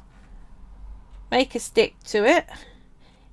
If I baked that, then I could use that tool to push all the ears. So if you've not got a tool, you've got clay. Just make your tool. Right. So, but metal, it's smoother. This is it's very slightly porous. So it's not as smooth. That's why I don't use just made tools. I do chill out and buy ones. Now, right, ear attachments. What I'm going to do is the bit that I put a point on at the bottom, this ball tool, I'm going to fit it in to that bottom edge like that, and then push that onto there. Now if you don't have a ball tool, you could use the end of a paintbrush. You could, anything that's small enough to get into the base of your ear, you can use. So where are we? This one. but since I'm fortunate enough that my first few sales I was able to invest in a couple of key sets of tools that I use all the time, then it makes it easier. If you've got next to no money, the first thing you want to buy is a tissue blade. You use it for all your cutting. That was the other thing. I was going to show you, if you've stuck something onto the board that you can't get off, how to get it off. So let's roll this onto the board. Now if I try and pull that off, it's going to break the clay and make it lift off. You can already see it's not right. So what you do, what you've worked on, you've rolled it out, it's all nice smooth on the board, and you want to get it off. You get your tissue blade. You want to blade down either side of it. You want to pull towards you. That is not as stable. Pushing is not as stable as pulling. And you just blade against the glass and you slide. And it's off cleanly and smoothly. Okay? Need a tissue blade. It's just, out of all the tools, it's the only thing I would say you really need to do. And you can get them really cheaply. Granted, the really cheap ones are usually now art tissue blades that are about that long. So you're working like that and having to work on charms. But it's something better than nothing. And apparently my father's come up with another tool that is meant to be good, so I'll let you know if my advice on the best blade to use changes at all. Right, ear position, and you're a bit far around. There we go. One ear. That would be next week. Yeah. So that'll be next week. Second ear there. Now, if your polymer clay breaks after it's been baked, so you say it snaps off, it's accidental crack, there are different things you can do, but don't use super glue. XX4DXX says, I totally agree, the blade is almost a must. Yes. Don't use super glue. Don't use super glue. You remember I told you about the reaction that some varnishes have, that after a month or so it goes sticky. Super glue reacts with the plastic in the clay, and what happens is you get this white mark appear, and then where the glue was, it actually just falls off. Granted, it falls off cleanly, but you've got probably up to 9 months before your super glued thing's gonna foul. Do you have the What type of glue you do use to show people? Yeah, what I do use is 2-part epoxy. You get a little syringe. You can get them in separate tubes. I've had it where I've lost one of the tubes and then the other one's useless. Getting it in a syringe like that is, it's safer, but usually you've got to push on one side a little harder than you push on the other. XX4DXX says, would you agree that you could do a lot with only the tissue blade, or is there another item you would say is a must? After the tissue blade, for favourite items of tools, it gets very personal about what you're making. So if you're a bead maker, your favourite tool may be your knitting needle for making the hole in a bead. If you make big pictures out of clay, your palette knife, which will help you smooth and spread. Model makers usually have one of the sculpting tools. A lot of model makers like these smudging tools because it can blend in a joint in a tight angle. It's very much down to you. But really, tissue blade is my thing. Actually, take that back. I would say a decent chopping board that your clay don't stick to in a bad way. I mean, you can use greaseproof or baking paper, but that tends to tear after a bit. You can use ceramic tiles or ceramic chopping boards. There's various mats that the different Polymer Clay brands actually sell their own boards or roll up mats and things like that, but I find some of the Polymer Clay's own branded stuff, like Fimo's own things, can be a bit more expensive than buying an equivalent non-Fimo or Sculpey thing. XX4 DXX says, what's your favourite tool at home you use? Mine's a cocktail stick. Ah, the cocktail stick. Yes, it can be used for securing armatures like a florist wire, but you can also use it for shaping and like a needle tool and lots of things like that. I use my large ball tool a lot. I love my X-Acto blade so that you can actually start to shape cut things. My pin tool is my other most used tool, I'd say, because, well, obviously you can draw a whole lot with a pin. Other than that, my rolling pin, they do these see-through acrylic ones. They're really hard to get the clay to not stick to. Even this, I think it's PVC plastic one, you have to wipe it down a lot, but the see-through ones, Some folks use ceramic tile to work on and also to bake on, says Artie Hearty Love. yes, I do as well. I have, over on the side under here is a big stack of kitchen tiles, so like that, so you can make a little side bit and then put it to one side. It's an easy way of moving stuff around.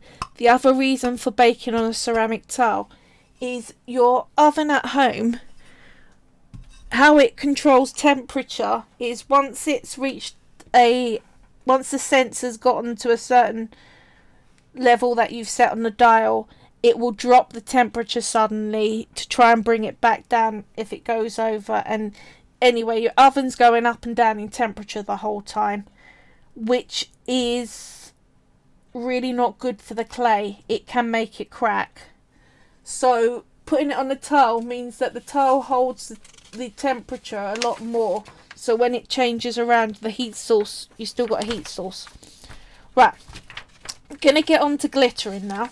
So a bit of paper folded over, so when you got excess glitter you can then pour it back into the pot, otherwise you're going to be wasting a whole lot of glitter. XX4 DXX says they also use ceramic tile. It's great to make and bake on the same plate. Yeah. Don't leave your raw clay just sat on the paper, so it might be easy for me just to line them up like this and leave them sat there whilst I glitter each bit.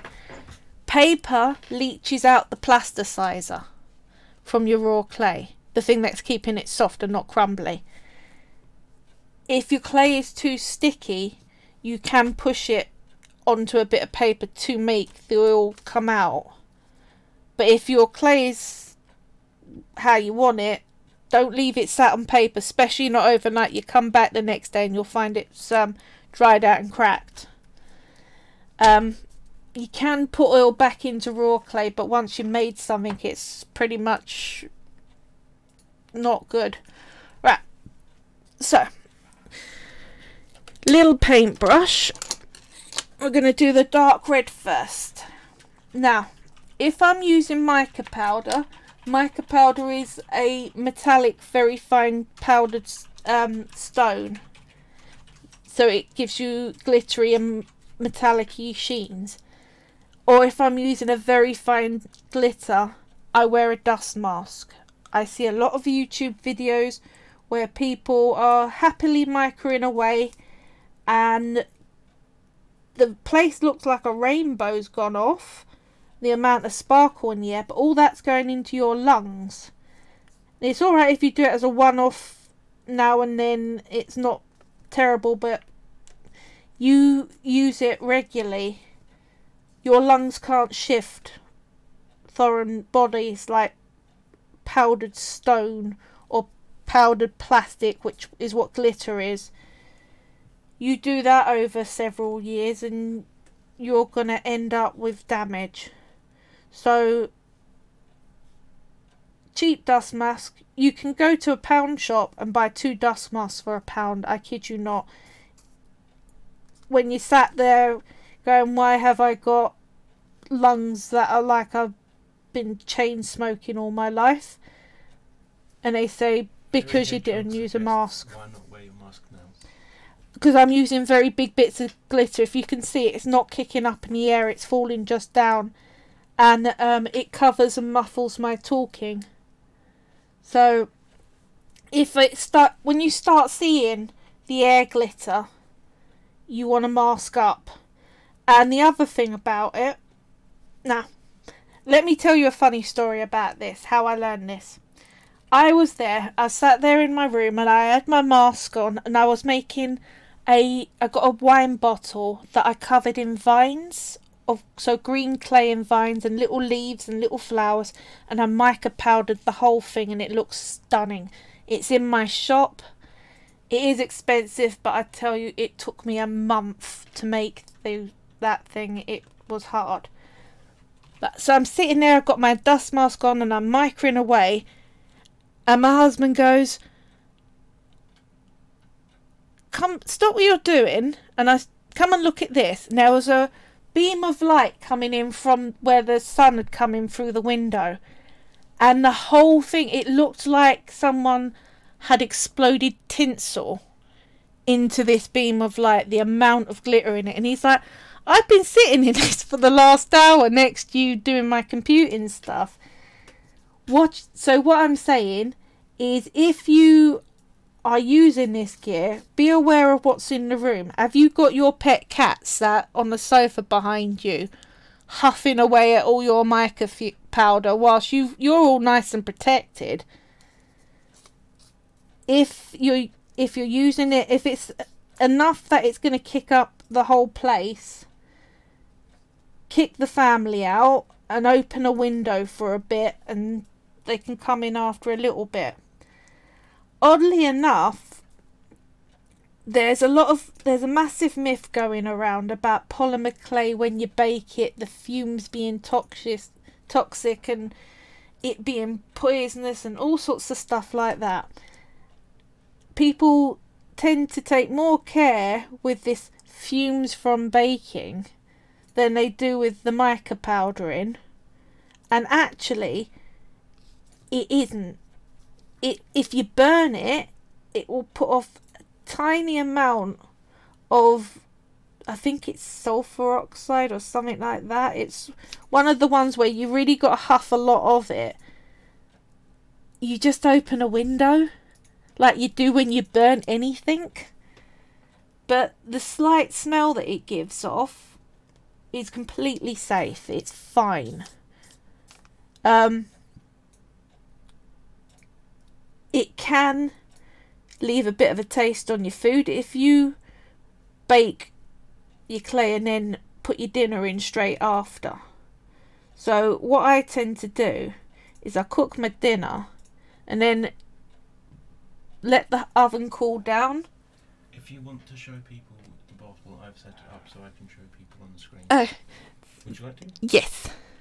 So that's not the one, but okay. That's one. That's my early example of it. There's a vine carafe. The vine carafe and glasses was the last one. That's the bottle I was talking about. But the vine carafe I did for an art exhibition. It is still in my shop, but it's probably one of my favoured items.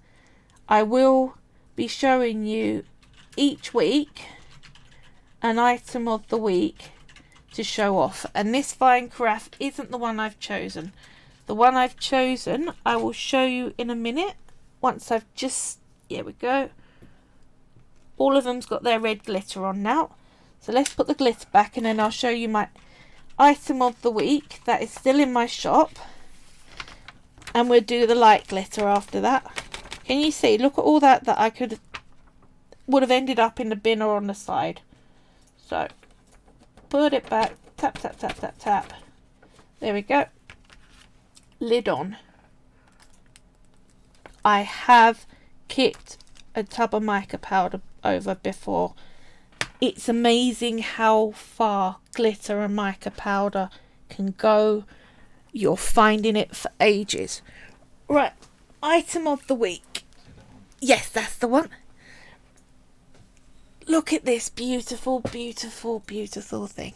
It is a mother dragon vase. That's my hand size against it. Where are we? The top is gold. The dragon is the swirly design that I really love. This is in for £140, which is $179.21. She's got crystals for eyes, red crystal eyes. The egg has crystal beads all around the bottom, and the wings are all picked out with mica powder. She is probably one of my favourite dragons. I'm going to miss her when she goes. She took a very wow, and that's lovely. Yeah, she took a very long time to do. That swirl clay I had to make in a massive block and then shape the whole thing with the pattern in the clay without smudging it and making it go a bit weird. I will show you about swirly clay. I use it a lot, but thought I'd show this off. Right. Whilst I open up my light red glitter, my husband's got a picture of the carafe that I was talking about, that I filled the room up with mica powder. So if you're interested, this is what it looks like. Is that up? You done it? Yeah, cool. Right, that's the carafe. It was part of an art exhibition. Right. Why they feel the need to put the lids on glitters to this level, and I shouldn't, I'm using my teeth. There we go. Right. This one, what I'm going to do is I put a horse... Sorry, I switched to the wrong. Right, sorry, are we there? Right, I put my horse down.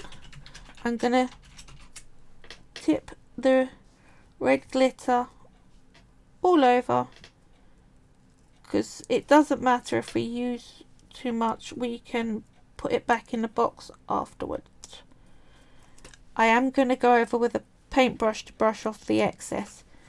Now, here's a thing for you to bear in mind when you're using glitter and mica powder, and this doesn't just include on polymer clay, this is an all-round thing. I have seen people put a layer of it on and go, I want to make it stronger, I'm going to put another layer on, and they're trying to layer up their glitter or mica powder like you would with paint.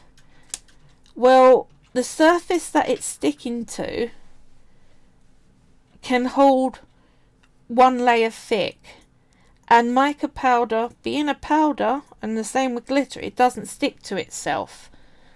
So you can be there for a solid hour. I've got a big fluffy brush that I'm just taking off the extra glitter. I've seen people there for an hour, and they're going, I wonder why it's not getting any darker or stronger. That's why. If you want to add layers, what I suggest with this, you can mix it with something called liquid polymer clay. I've got Fimo does it. Sculpey's one I think is better.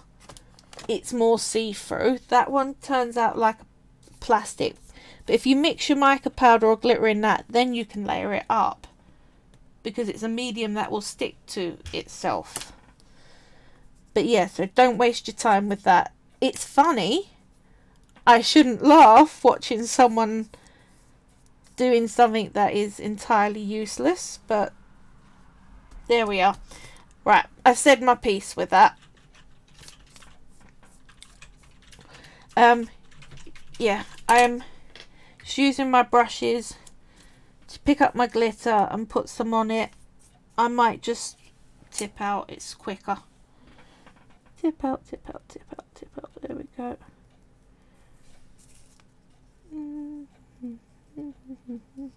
There we go. Proper sparkly, because I don't think there's such a thing as too much glitter on your unicorn. Now, the other thing I would suggest, if you get a new glitter, put a little pile of it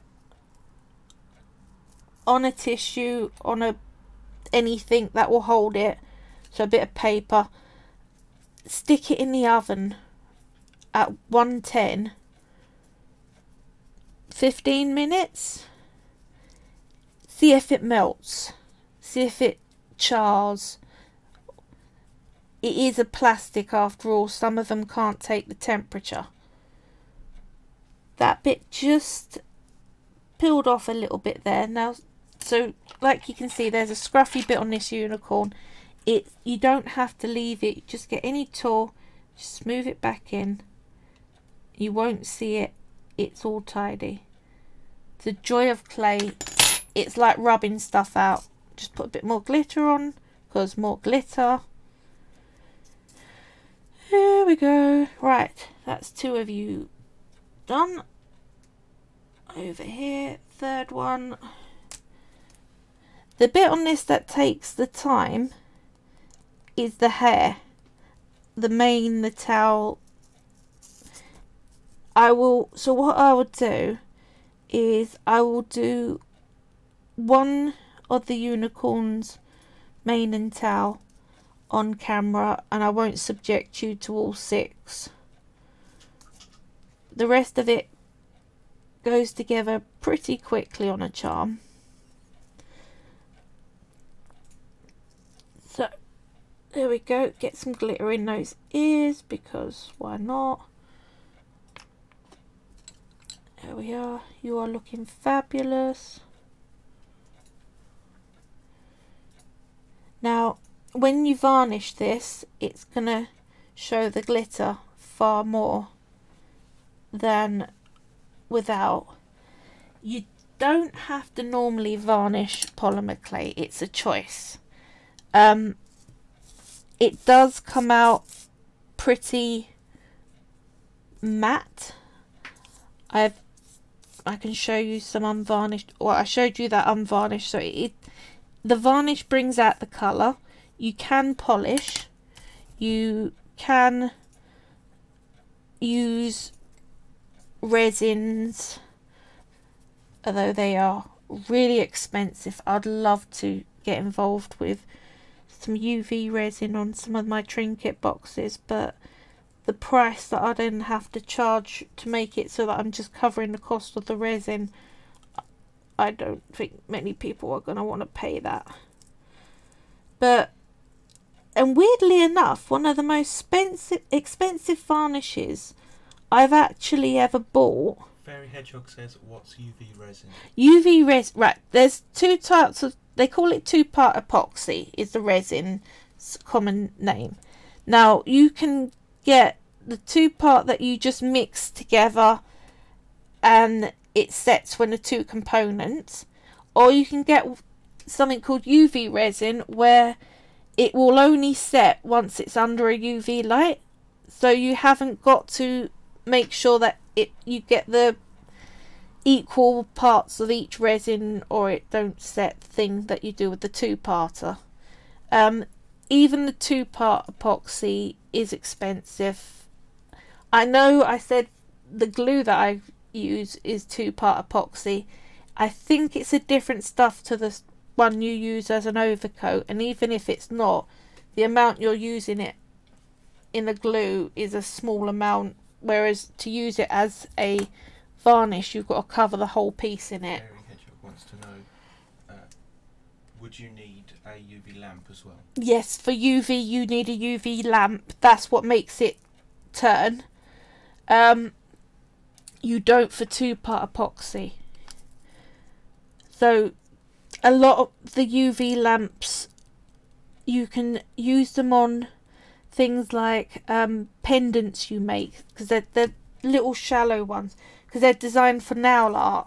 People having a nail varnish set, you can get some pretty cheap ones for that. But if you start making things like a trinket box, you think you can't use those little nail lamps, but there's a trick. Don't go buy a proper UV big box lamp, because you're looking at hundreds. What you do is you get your little nail art UV light, take the tray out the bottom, which usually slides out because you need to be able to clean it, and you put it on some books, and suddenly it's higher and you've got all this space underneath that you can put your bigger item in. Darth Brat says they like the non-varnish look, but having said that, it looks good under the right circumstances with the right project. It's a personal preference, but the only time it's not a preference that you've got any choice on, you have to varnish, is if you use a surface treatment. So glitter, mica powder, alcohol ink, all these things, because it's a plastic, it's not going to soak in, it doesn't bond into the clay. So if you don't put a coat of varnish, after a week it's rubbed off. So you have to varnish some things. If you haven't used any surface techniques, like surface treatments, sorry, you can leave it as it is, that matte colour, or you can polish it. And polished clay, it's amazing what it comes up like. It really is like you've put a very expensive varnish over it. It really comes up beautiful. But either you're paying out for a bench polish, or you are going through the different grits of sandpaper right down to a very fine one, and then after that, the tip that is going around all the Polymer Clay groups is go to a charity shop, get an old pair of denim jeans and use that to buff it up. Denim really brings a shine onto Polymer Clay. And another hair. Luckily, I'm really good at spotting hairs because I have cats living here and nobody wants to buy a clay item that's got half a cat in it. My cats aren't allowed in my clay room. Not only do they want to put hair over everything, they want to climb everything and push everything off every shelf. So just no. But you still, even keeping them out, get hairs just magically appear on your work. They're amazing how pervasive cat hair is. I think the only thing it don't stick to is the cat. But you can pick it off and smooth it down and it's fine. But don't expect the oven to melt it, because it won't. Right, if you look under the light, that red glitter is not noticeable until you hit a light and then it lights up the clay. Right, I think, yep, we have glittered all ponies. One of mine's ears come off. I'll reattach you. You will find that can happen sometimes. It just means that you haven't made the joint strong enough. You need to push it on better. Right, like that. Now glitter back. Don't you love it when they make the tiniest narrow pot for your glitter to go in? Where you've got to be the most accurate tipper in the universe. I'll put the rest of that back into here once we're done with the tutorial. Don't nobody want to sit here watching me trying to get glitter back into a pot. So I move this to one side. Now's a good time. Oh, sorry, camera went a bit weird there. There we go. Oh, there. Right, now's a good time to dig out your wet wipes and give your hands a wash down and give the sides a bit of a wipe down. You can go and use the sink and wash your hands properly. If you're going from a darker colour into a lighter colour, I advise you do that. I have a nail brush, you know, like the ones you use in your fingernails. Make sure I have one of them by all the sinks near where I work. It really helps get the clay off your hands and out from under your nails, because it's amazing how much what's under your nails ends up staining your work. XX says ponies, unicorns. Lol, she really wants to make ponies. I think what it is here's a confession. I've got a husband who, him and his friend, have enjoyed watching the My Little Pony series recently. That sounds stupid, except the people who writ the Friendship is Magic series are known for hiding adult jokes in childhood programs. They brought together a bunch of writers that really do hide a lot of naughty stuff in their cartoons, and it can be very funny. Well, My Little Pony, they have a whole load of unicorns and alicorns, and they're all called ponies. So it's kind of made my mind fix on that. Right, roughly clean hands. Now, let's put my ear back on.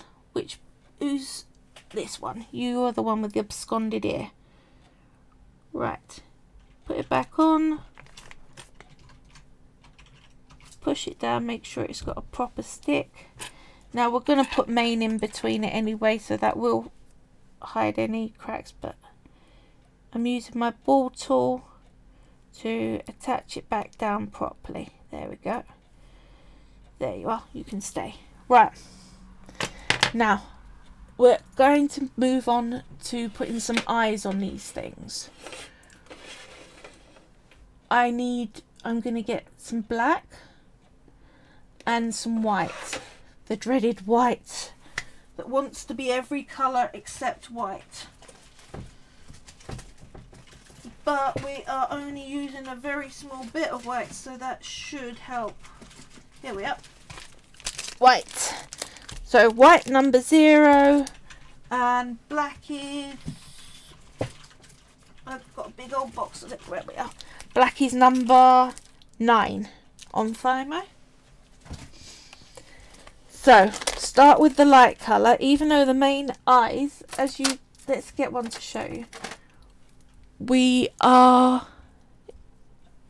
Let's do this. Can you see it's a black eye with a little white dot?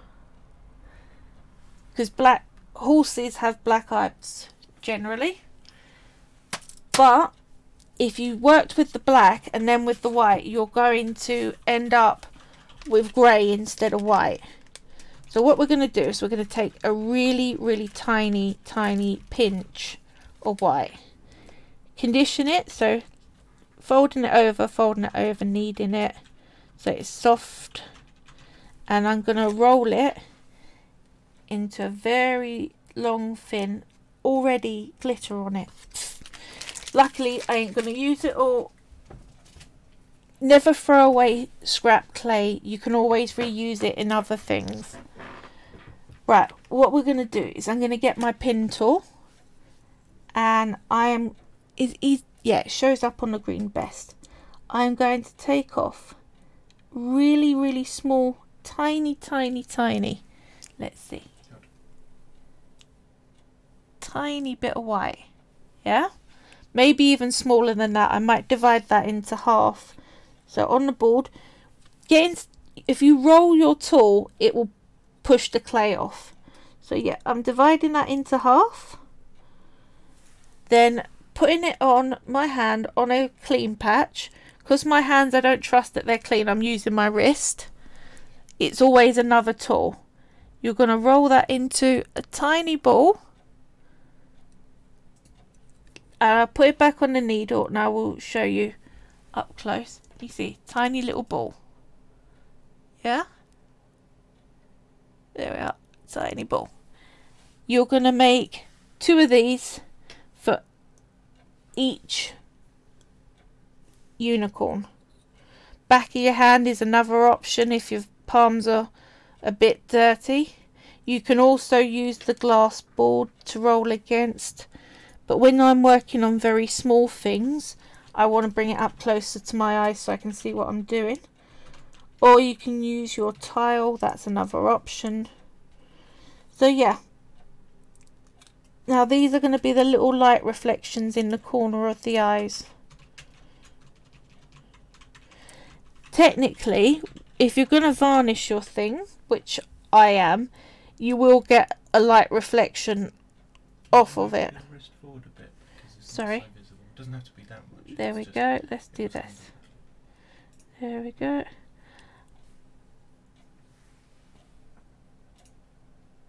Right. 2, 4.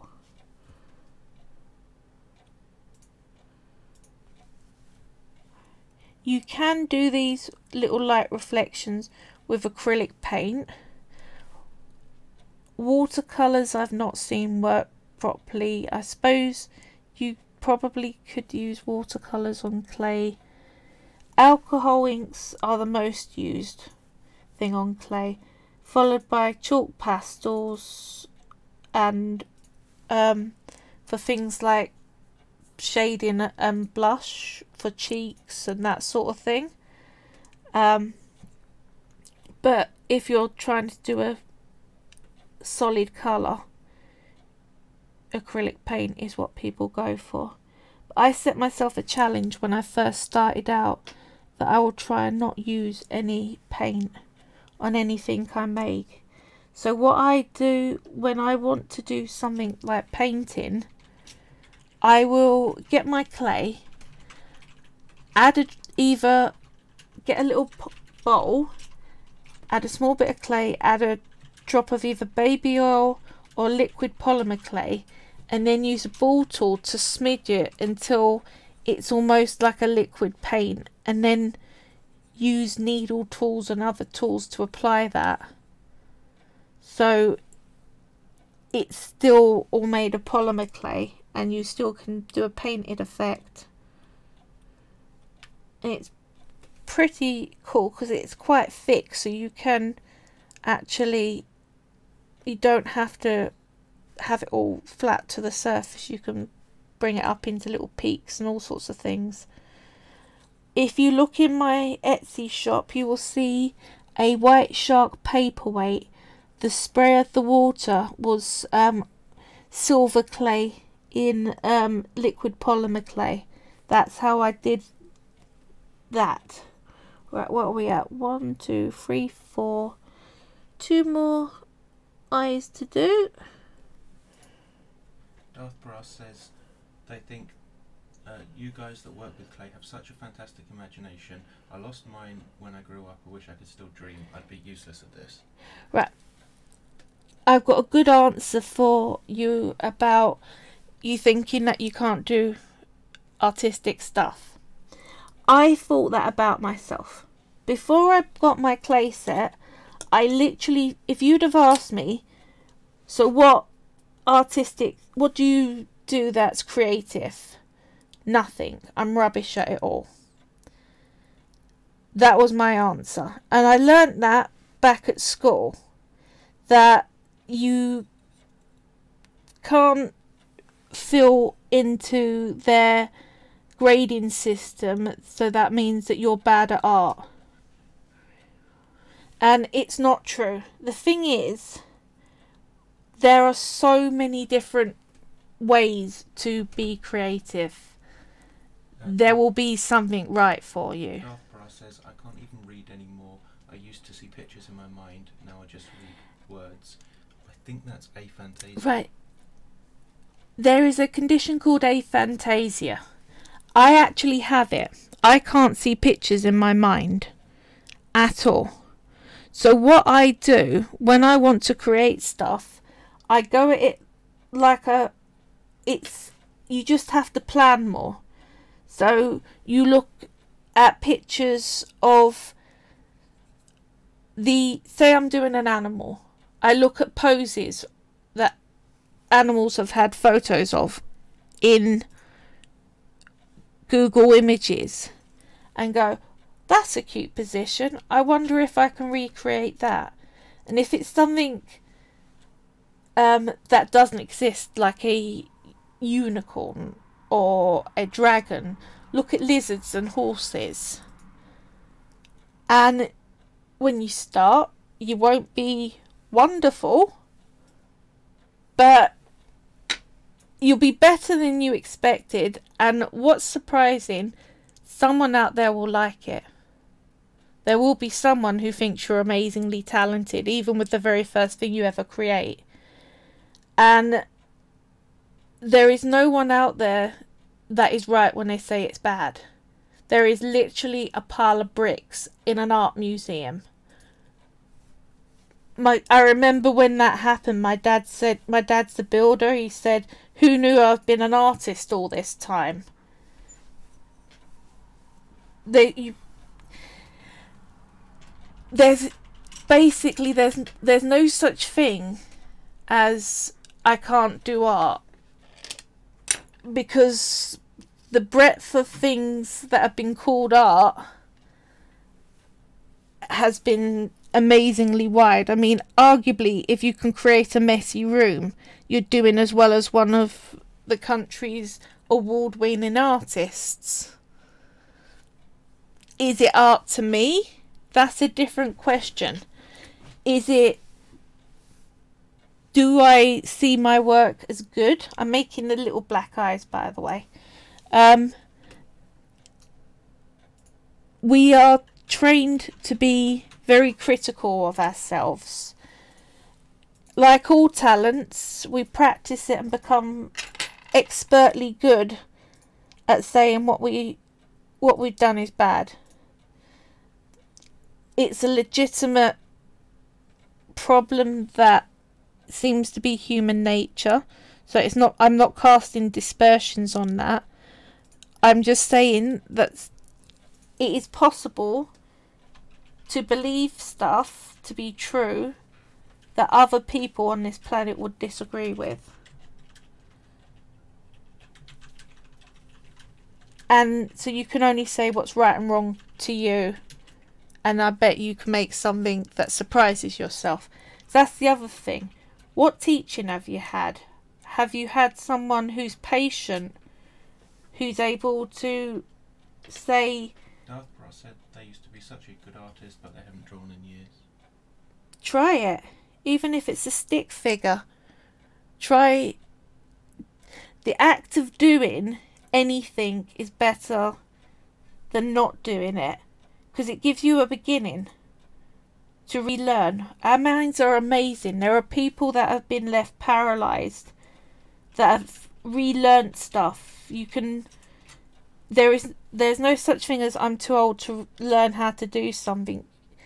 If you make a start and you keep at it, you will find that you will progress.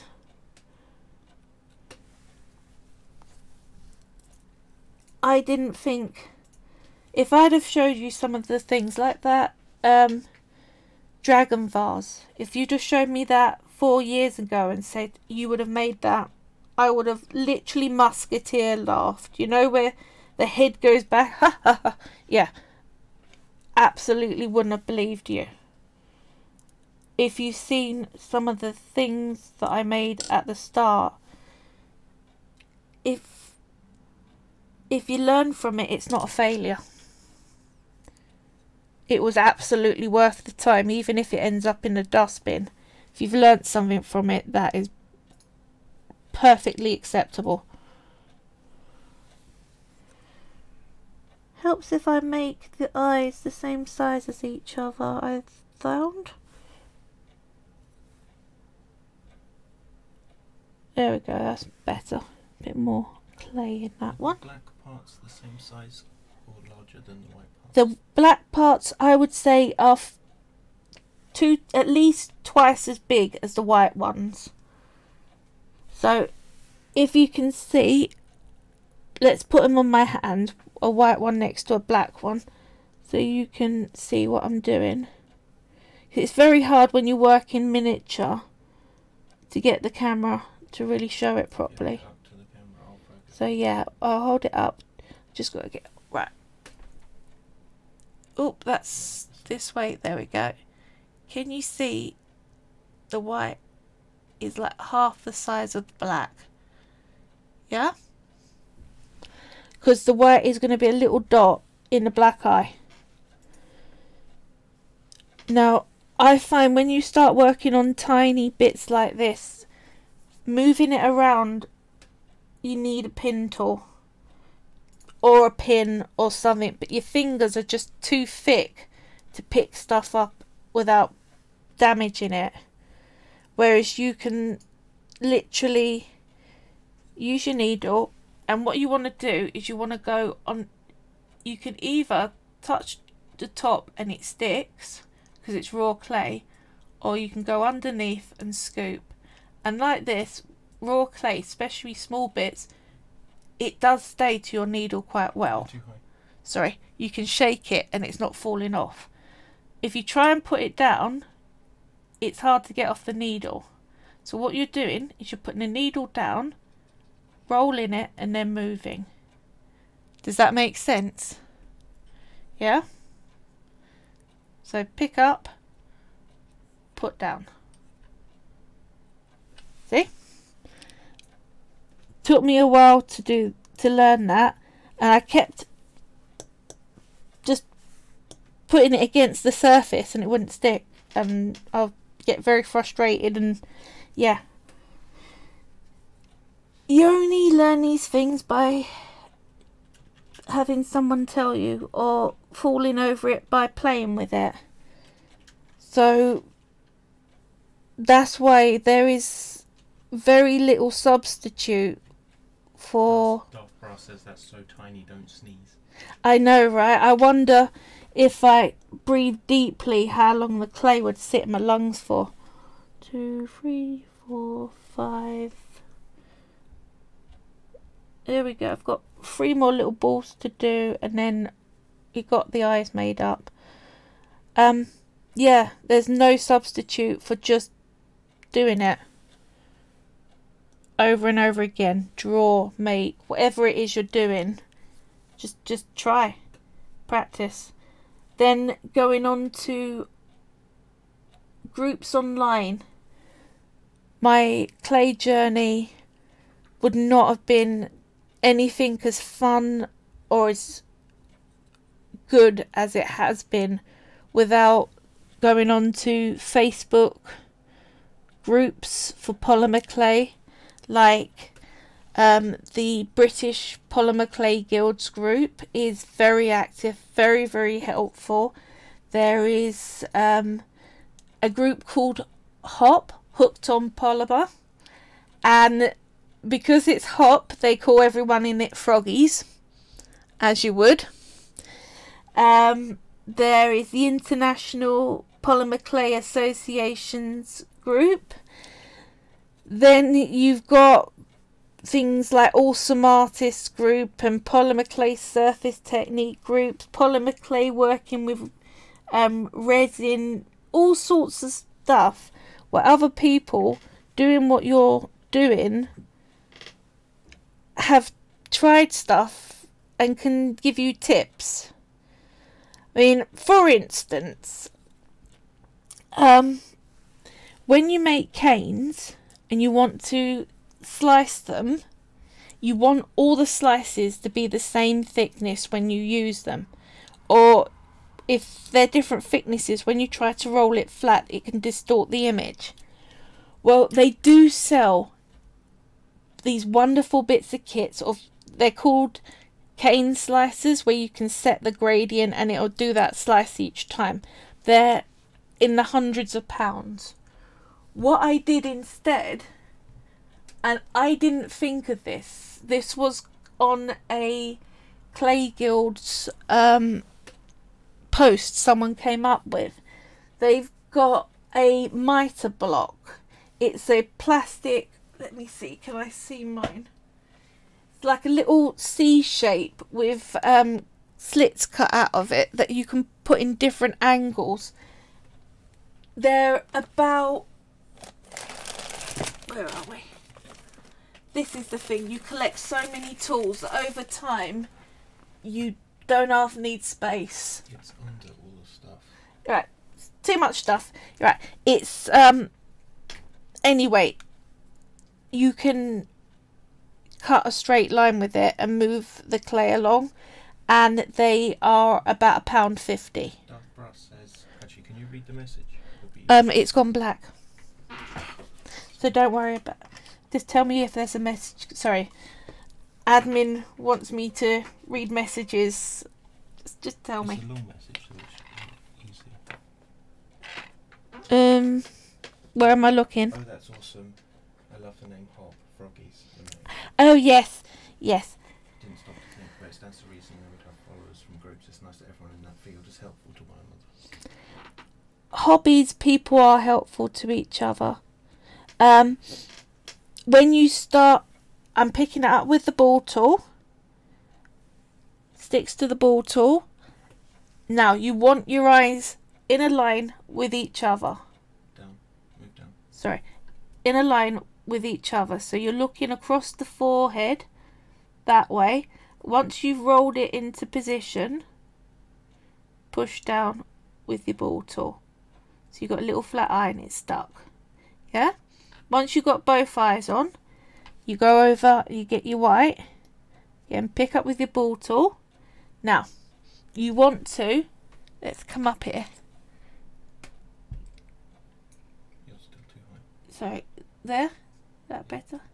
Top corner, like that, and push in at an angle so that it doesn't spread over that whole eye. Do you see what I mean? And again, sorry, there. That's what you're aiming at. Tiny little white eye.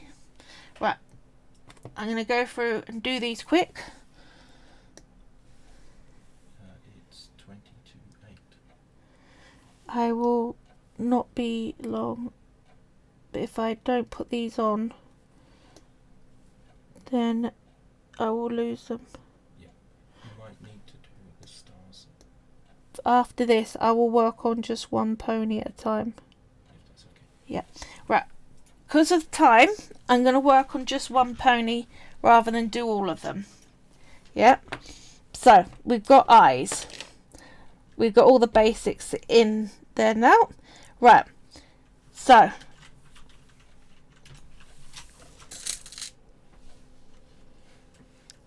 tiny little eyelets. Yeah. Got a box of them. Now, this is where the charm's going to hang from. You've got to try and judge it so that it is weighted evenly either side so it doesn't tip. You're going to make him be holding a star. Do you not need to have him hold the star before you judge? No, because I'm not. I've taken that into account. So you need to tell people. Take into account the fact it's going to have hair, it's going to have a star, and it's going to have towel. So I've put it slightly further up towards the bum because there's more weight to come on the front. Okay? Push it in so that the base of the hole is level with the stomach. Then we are going to move over to doing some hooves and horns. So your dark clay, because I'm not going to do all 6, I'll take just a little bit.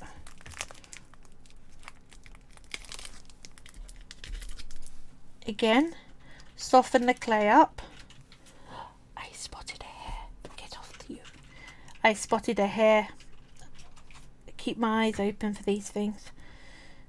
Right, softened up me burgundy clay. We want 4 little balls for hoofs. Now, you want them slightly bigger than the tip of the hoof. Here we go. Roughly the same size as each other. Now, and you put them on, can you show it to the camera? Yep. Roll them out into balls. That's 2. Right. Dual wielding clay. Shows I've been doing it a while that I can do this. Yeah. Right, oops, don't stick together. Right, what I'm doing, little ball, don't drop it, little ball, put it on the tip, push on, flat like that, and then just go around, make it the right height. Do that on all 4. Like that. Sorry, like that. Last one. There we go. So we've now got hoofs. Now it's unicorn horn. I've taken a little ball. Now let's do this up close with each other. Right, you're going to form it into a little teardrop. See, little spike. You push it flat, and then you hold the base and the tip and you twist, twist, twist, twist till it forms a little horn. Right, can you see that? Yeah. Now, because the end's a bit messy, I'm going to cut the bit I was holding so it's flush, flat surface. Then we are going to give you your little unicorn horn, pushing that on there. There we go. Oop, you bent your tip. There you go. 1 unicorn horn. See? Now we are on to the hair. So my cane back and my tissue blade. I'm not going to need all of that, so let's cut myself a little bit. Right, what I'm going to do is we're going to need to do the towel first. I do 5 strands for my towel, and I'm going to do a thick slice that I cut in half. So that sort of thickness. So we're going to need 3 of those, but half of one of them is going to go to the next unicorn.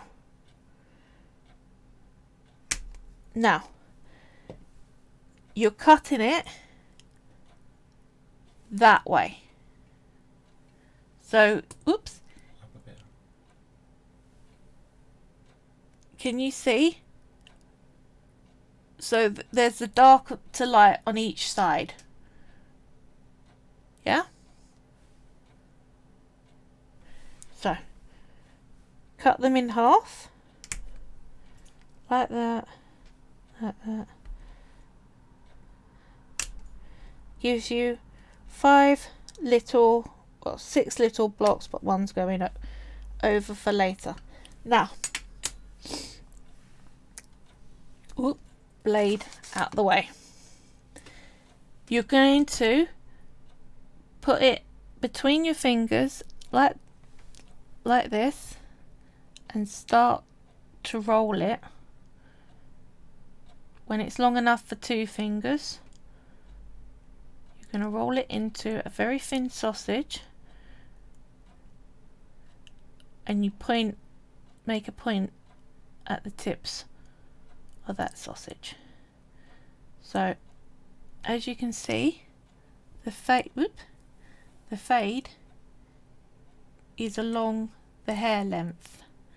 Then you're going to decide which is going to be the side nearest to the horse's bum and which is going to be the tip. All my others have gone light to metallic. Yeah? So what I'm going to do is I hold the tip with one finger, then I put a right angle at it, and then I start to twist, bring it round. We're going to spiral it, and then bring it round like that. You see what I'm doing? So we're twisting, then so you've got a little twisted spring. You can make it tighter or looser depending on what you want. Like that. Put that to one side. Do that with the other 4. So quick. Hedgehog says you do every single hair like that? Wow. Every single hair, hand shaped and hand spiraled. There is a reason why I'm charging £4 each charm. They are not something that you can just literally push into a mould and take out. There is a whole lot of work goes into it. So, but it's not hard, it's quite quick. If you're trying to do something like a whole body of hair, like dog hair, and it's straight, I advise you don't make each individual hair. What I advise you do, let's get our test bit back. You get your needle and you draw it in like that. You see? So I've just scratched it a lot. Now, if you want to get really fancy, you can make yourself one of these. Which, what I've done is I got a load of sewing needles. I threaded a string through them all, whole pack of them. Then I put a knot in that string, pulled the needles all up to one end, and then twisted it round itself, and then made a little clay handle and baked it.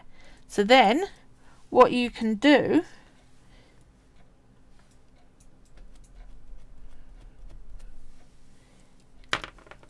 lots at once. I hate to break it, but we are wrong. Right, so right, focus, Carly, back on the towel.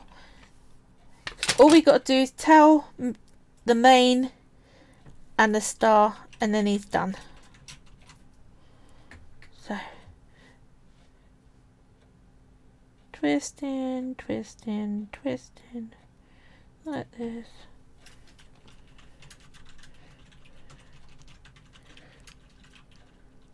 Whoop. If you snap it, you just push it back together. Because I'm rushing. I know this is a long video. Thank you for staying with me all this time. I really do appreciate it. It's really nice to be able to clay with company. So that's all the tails. So what I'm going to do is I'm going to put 2 together, then the third one together. We're meeting at the tip. Then the 2 together like that, and then put them on top. So you've got a little stack towel. Then make sure they're stuck together properly.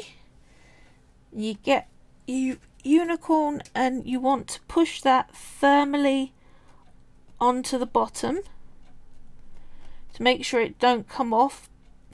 And then what I want to do, because that's in a bag, that will snap off pretty easy, I'm going to get the towel, bring it round and attach it to a leg.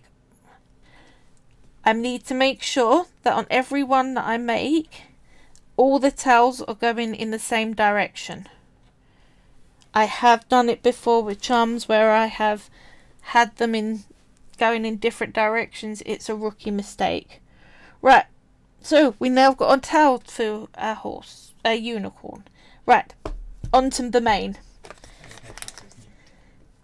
We're going to take medium thickness slice, so slightly thinner than what you just did. We need 5 of them. Sorry, 7 of them. We're going to divide each slice into 3. So that's 3. That's 6. And 1 off of that. Fairy Hedgehog says, why do the tails need to go the same way? Doesn't it make them more special? I have found when people are buying, they complain if they think the tail's meant to go in this direction and it ends up going in that direction on the one that they actually receive. Or what you'll have is you'll have people, when you put the listing up, say, I'll have the 3rd one from the left. And then you've got to sit there and go through where you've stored them and go, now can I work out what it is they spotted that's different in this one than that one that makes it, to work out which one was the 3rd on the left at the photo session.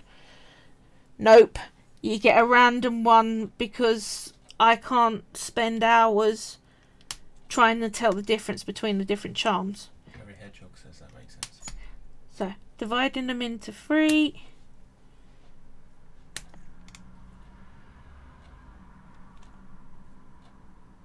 Right, and that's over. Now, so you got 7 of those. The next one you're going to do is you need 6 slices that are really tiny. So I'd go thinner than that. So what I would do, let's show you the thickness difference. There you go. Now, can you see, let's have a look. Where can I line this up? There you go. Can you see the difference in thickness?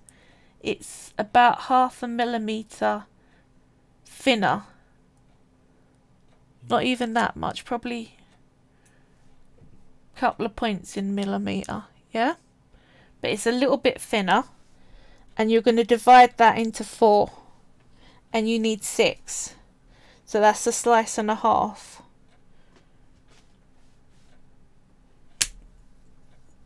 Right, so in half again, in half again, like that. Now, that's all your components of your mane. So let's do what I did with the towel. You're going to roll them out into little sticks and twist them up. The little ones obviously aren't going to be that long. They come down into a very small, tiny little spiral. Whereas the medium ones go a bit longer than that. Because what you find on a horse's mane is most of it goes to one side of the neck, but you do get small ones on the other side of the neck of mane hair. So the small ones will go on one side, the long ones will go on the other. The reason why there is 7 of the longer ones and 6 of the shorter one is you'll have 2 of the long either side across the forehead of the long ones, but a short one tucked under one side to make it look more of a quiff than the other side has. So that's my plan.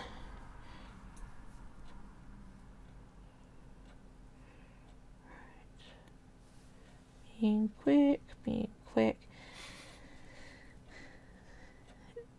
Sorry, I don't mean to rush you. No, I know. It's a long tutorial for a charm. Considering I do this is the average for most of everything that I make. So the trinket boxes, I can be working 3 to 4 days on them without the varnishing time. And the thing is, I can't charge minimum wage for that. No one wants to pay 4 days wages, even though it's a one-of-a-kind handmade box. Even though I charge £35 for a custom trinket box, and I have people get in touch with me going, I can buy them for £2 at the local shop. I'm like, no you can't. You can buy a box. If storage is your achievement value, then yeah, you're successful with £2. But the reason why I got into trinket boxes, I like model making, but I thought in a modern house you ain't got really that much room for an ornament that isn't practical. So this way you've got the artwork, but you can store stuff underneath it. So it's good for your bits that you would probably want out of the way. Darth Bra says, wow, he looks amazing, Carly, good work. XX. Thank you. Thank you, thank you. But anyone can do what I'm doing and get to the level I'm getting at if you make a lot of them. I'm nothing particularly special or talented any more than anyone else. Humans are talented, but it takes practice. With everything, it's just practice. And having someone who can go through the instructions in a way that isn't completely baffling. I've had tutorials where it's the simplest thing, but you can't understand it because it's explained in such a way that it's hard to fathom what they're actually getting at. And some things that can be made simple aren't for the longest time until someone looks at it and goes, really? The Skinner blend is a really good example of this. What used to happen before the Skinner blend was around? People used to get little cubes exactly the same size of both colours, and you would do 1 cube against 10, then 9 cubes against 2, and stack it. So you make this sheet out of tiles of clay, and then you do the fold over and blending like I did. It took ages for anyone to go, you just made a triangle. And I went, oh yeah. Yeah, I don't need to make lots of absolutely perfectly the same size little cubes and stack them in a gradation. And now people are even selling biscuit cutters that are the right size triangles for different types of blends. So you haven't even got to shape your own triangle now. You just got to literally roll a sheet out, stamp it, and then match it with the other one you just did like that. So things get easier if you listen to people who have tried it before, because you're standing on the shoulders of giants rather than trying to work out doing it all yourself every time. Right, let's give you a mane. So I'm going to put him up like that. Now we're going light side first. First one to put on is a tiny one. So what I'm going to do, these don't just hold, so I've had to push the end on a little bit because it's more weighted than the tiny eye is. So where are we? Can you see properly? I'm putting just above the horn, under the ear, and tucking it down the side of the ear like that. Yeah, don't matter that it's sticking out, we'll shape it once all the hair's on. Then you're getting a large one, putting it on top. Can you see? It's not so clear, but you're going down the middle of the ear and stopping there, just as it curves over. Push that on, leave that stuck out, we'll shape it properly after. The next large one, oops, see, that's what happens if you don't push it onto your tool properly. You can pick it up, but it's a fiddle. Right, other side of the horn, down next to the first large one, stopping at the same place. So it looks like it's got two little spiral extra horns. Then, sorry, I told you I had to cough. Believe it or not, I'm doing very well keeping myself from coughing. I'll probably stop this film and cough lots. It's been really frustrating. Right, we're going to go the long hairs first. Pick a side. Now you can either work from your neck up if you've got an idea of how much room they're going to take, which is what I like to do. I start at the dividing point. You're going to make a middle line down like that, so visually you don't score it in, and that's the line you're going to work and put the rest of these large ones. Can you see I'm making little evenly divided across like that. So we're at number 4. Now I will show you where that sits. Can you see? 4 down to the base of the neck. Oh, there we go. Up down to the base of the neck, stopping at the base of the ear. Yeah. 1, 2, 3. Whoops. 4, like that. Then that one you curve up around the ear to join there. Then you go the other side, the shorter ones. There's a smaller one there. Let's start with the smaller one. Are going down the other side. So you're meeting them up with the large one, so you've got the center part in. Oop. See, this is why using your hands to try and place them isn't as easy. There we go. Center part in, down like that. Like this. Now you're only going to place 4 of the 5 along like that. Sorry. That's not very clear. It's a lot of hair going on there. That's it upright. Yeah. The last one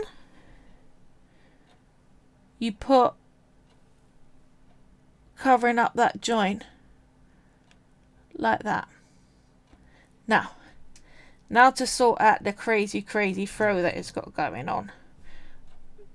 Get it to face you, bring its hair down into a style that you want, so it's not covering the eyes too much, it's not too bunched up.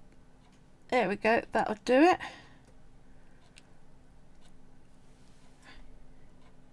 See? Tight, so it's now got itself a mane. Put it down on its back, make sure it's laying how you want it for the position you want. I'm going to bring its ears laying a bit further back. There we go. Right, there you go. Have a fiddle, make it sit how you want. Now, last bit to do is to make the star. Now, you can use any colour. I am going to use gold.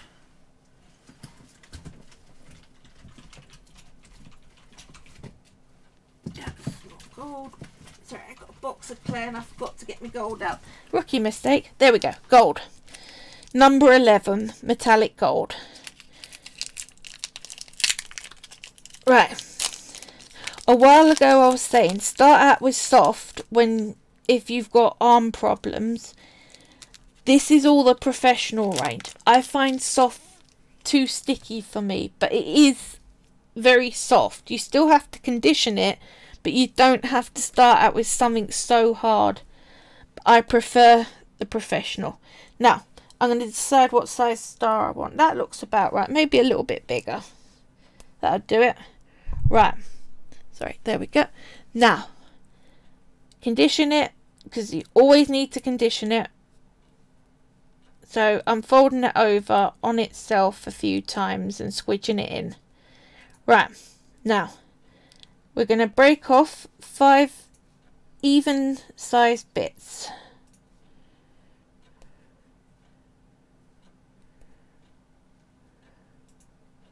There we go. That'll do it. And roll them into balls.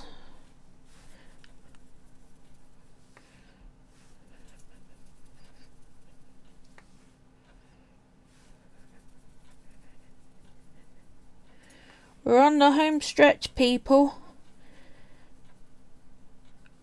We already have one gorgeous looking unicorn. We are now onto its star. I'm going to bring it. Mentioned that the link was broken in the YouTube, but I have fixed it. Fairy Hedgehog said gold will look good, and it's looking so cute with its mane and tail. Thank you. Right, what I'm doing is like before, little raindrops, but this one's going to have you pulling the point out to a little bit longer than you did with, say, the face. Yeah? For all 5 of them.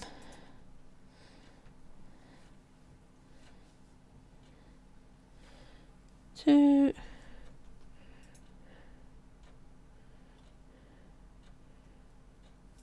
Three.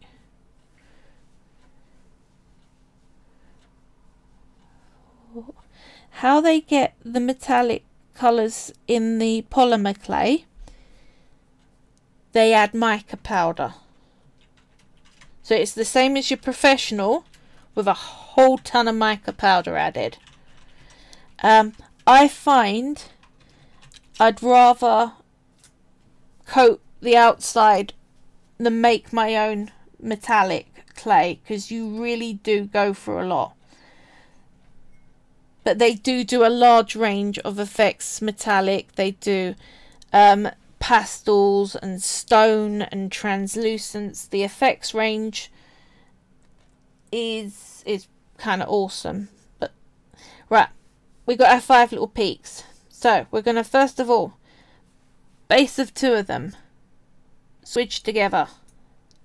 Yeah. So we got 2 little arms. Now, then we're going to diagonal in the bottom 2 like that, one at the top. Make sure they're all in.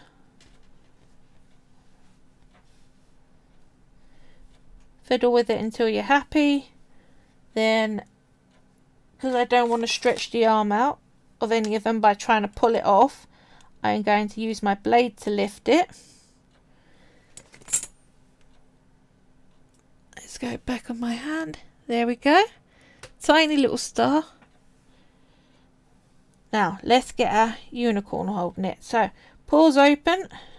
If you pull it too far and you create a crack, you're probably going to need to use something with a flat edge to get in there and smooth it back together again. So, try and be delicate if you can, but it does happen. Right, let's place it in onto the paws, hoofs rather. I'm putting the two tips of the flat bits. Let's show you. Two flat arms on top of each hoof. The two bottom ones I'm securing to the side of the leg so that the point's stuck up in the air. See? Like that. We now have ourselves one unicorn. Oop. There we go. Let's go that side. Towel. Like that. There you go. I will make the other, finish off the other 5. Fairy Hedgehog says she's seen every step of those lumps of clay becoming an adorable unicorn, and it still seems like magic. Thank you. It still seems like magic to me. I'll have the other 5 finished probably by tomorrow afternoon. Bake them up. Then I got to let them cool down. Stick some varnish on them. Then they need 24 hours to dry. Then they will be ready to be posted out to anyone who has already bought them.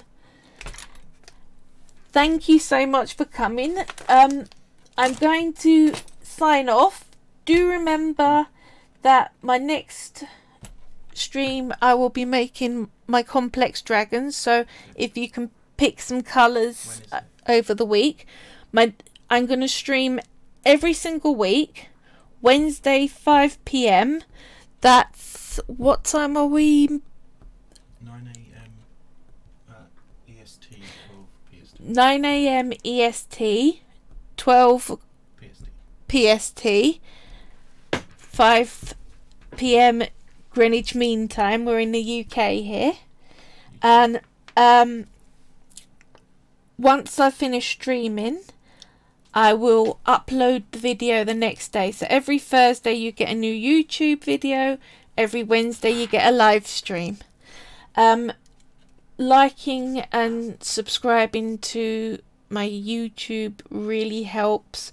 Following and sharing the Twitch or any of my videos really helps me. I have Instagram I'm quite regularly posting on. Facebook I post regularly on. If you want to message me and talk about me making you anything, I answer my Facebook and my Etsy shop very quickly, so long as I'm not in bed. Yes, thank you all for joining me through my group. It was great fun and I can't wait to do the next one. Goodbye for now and have a great week.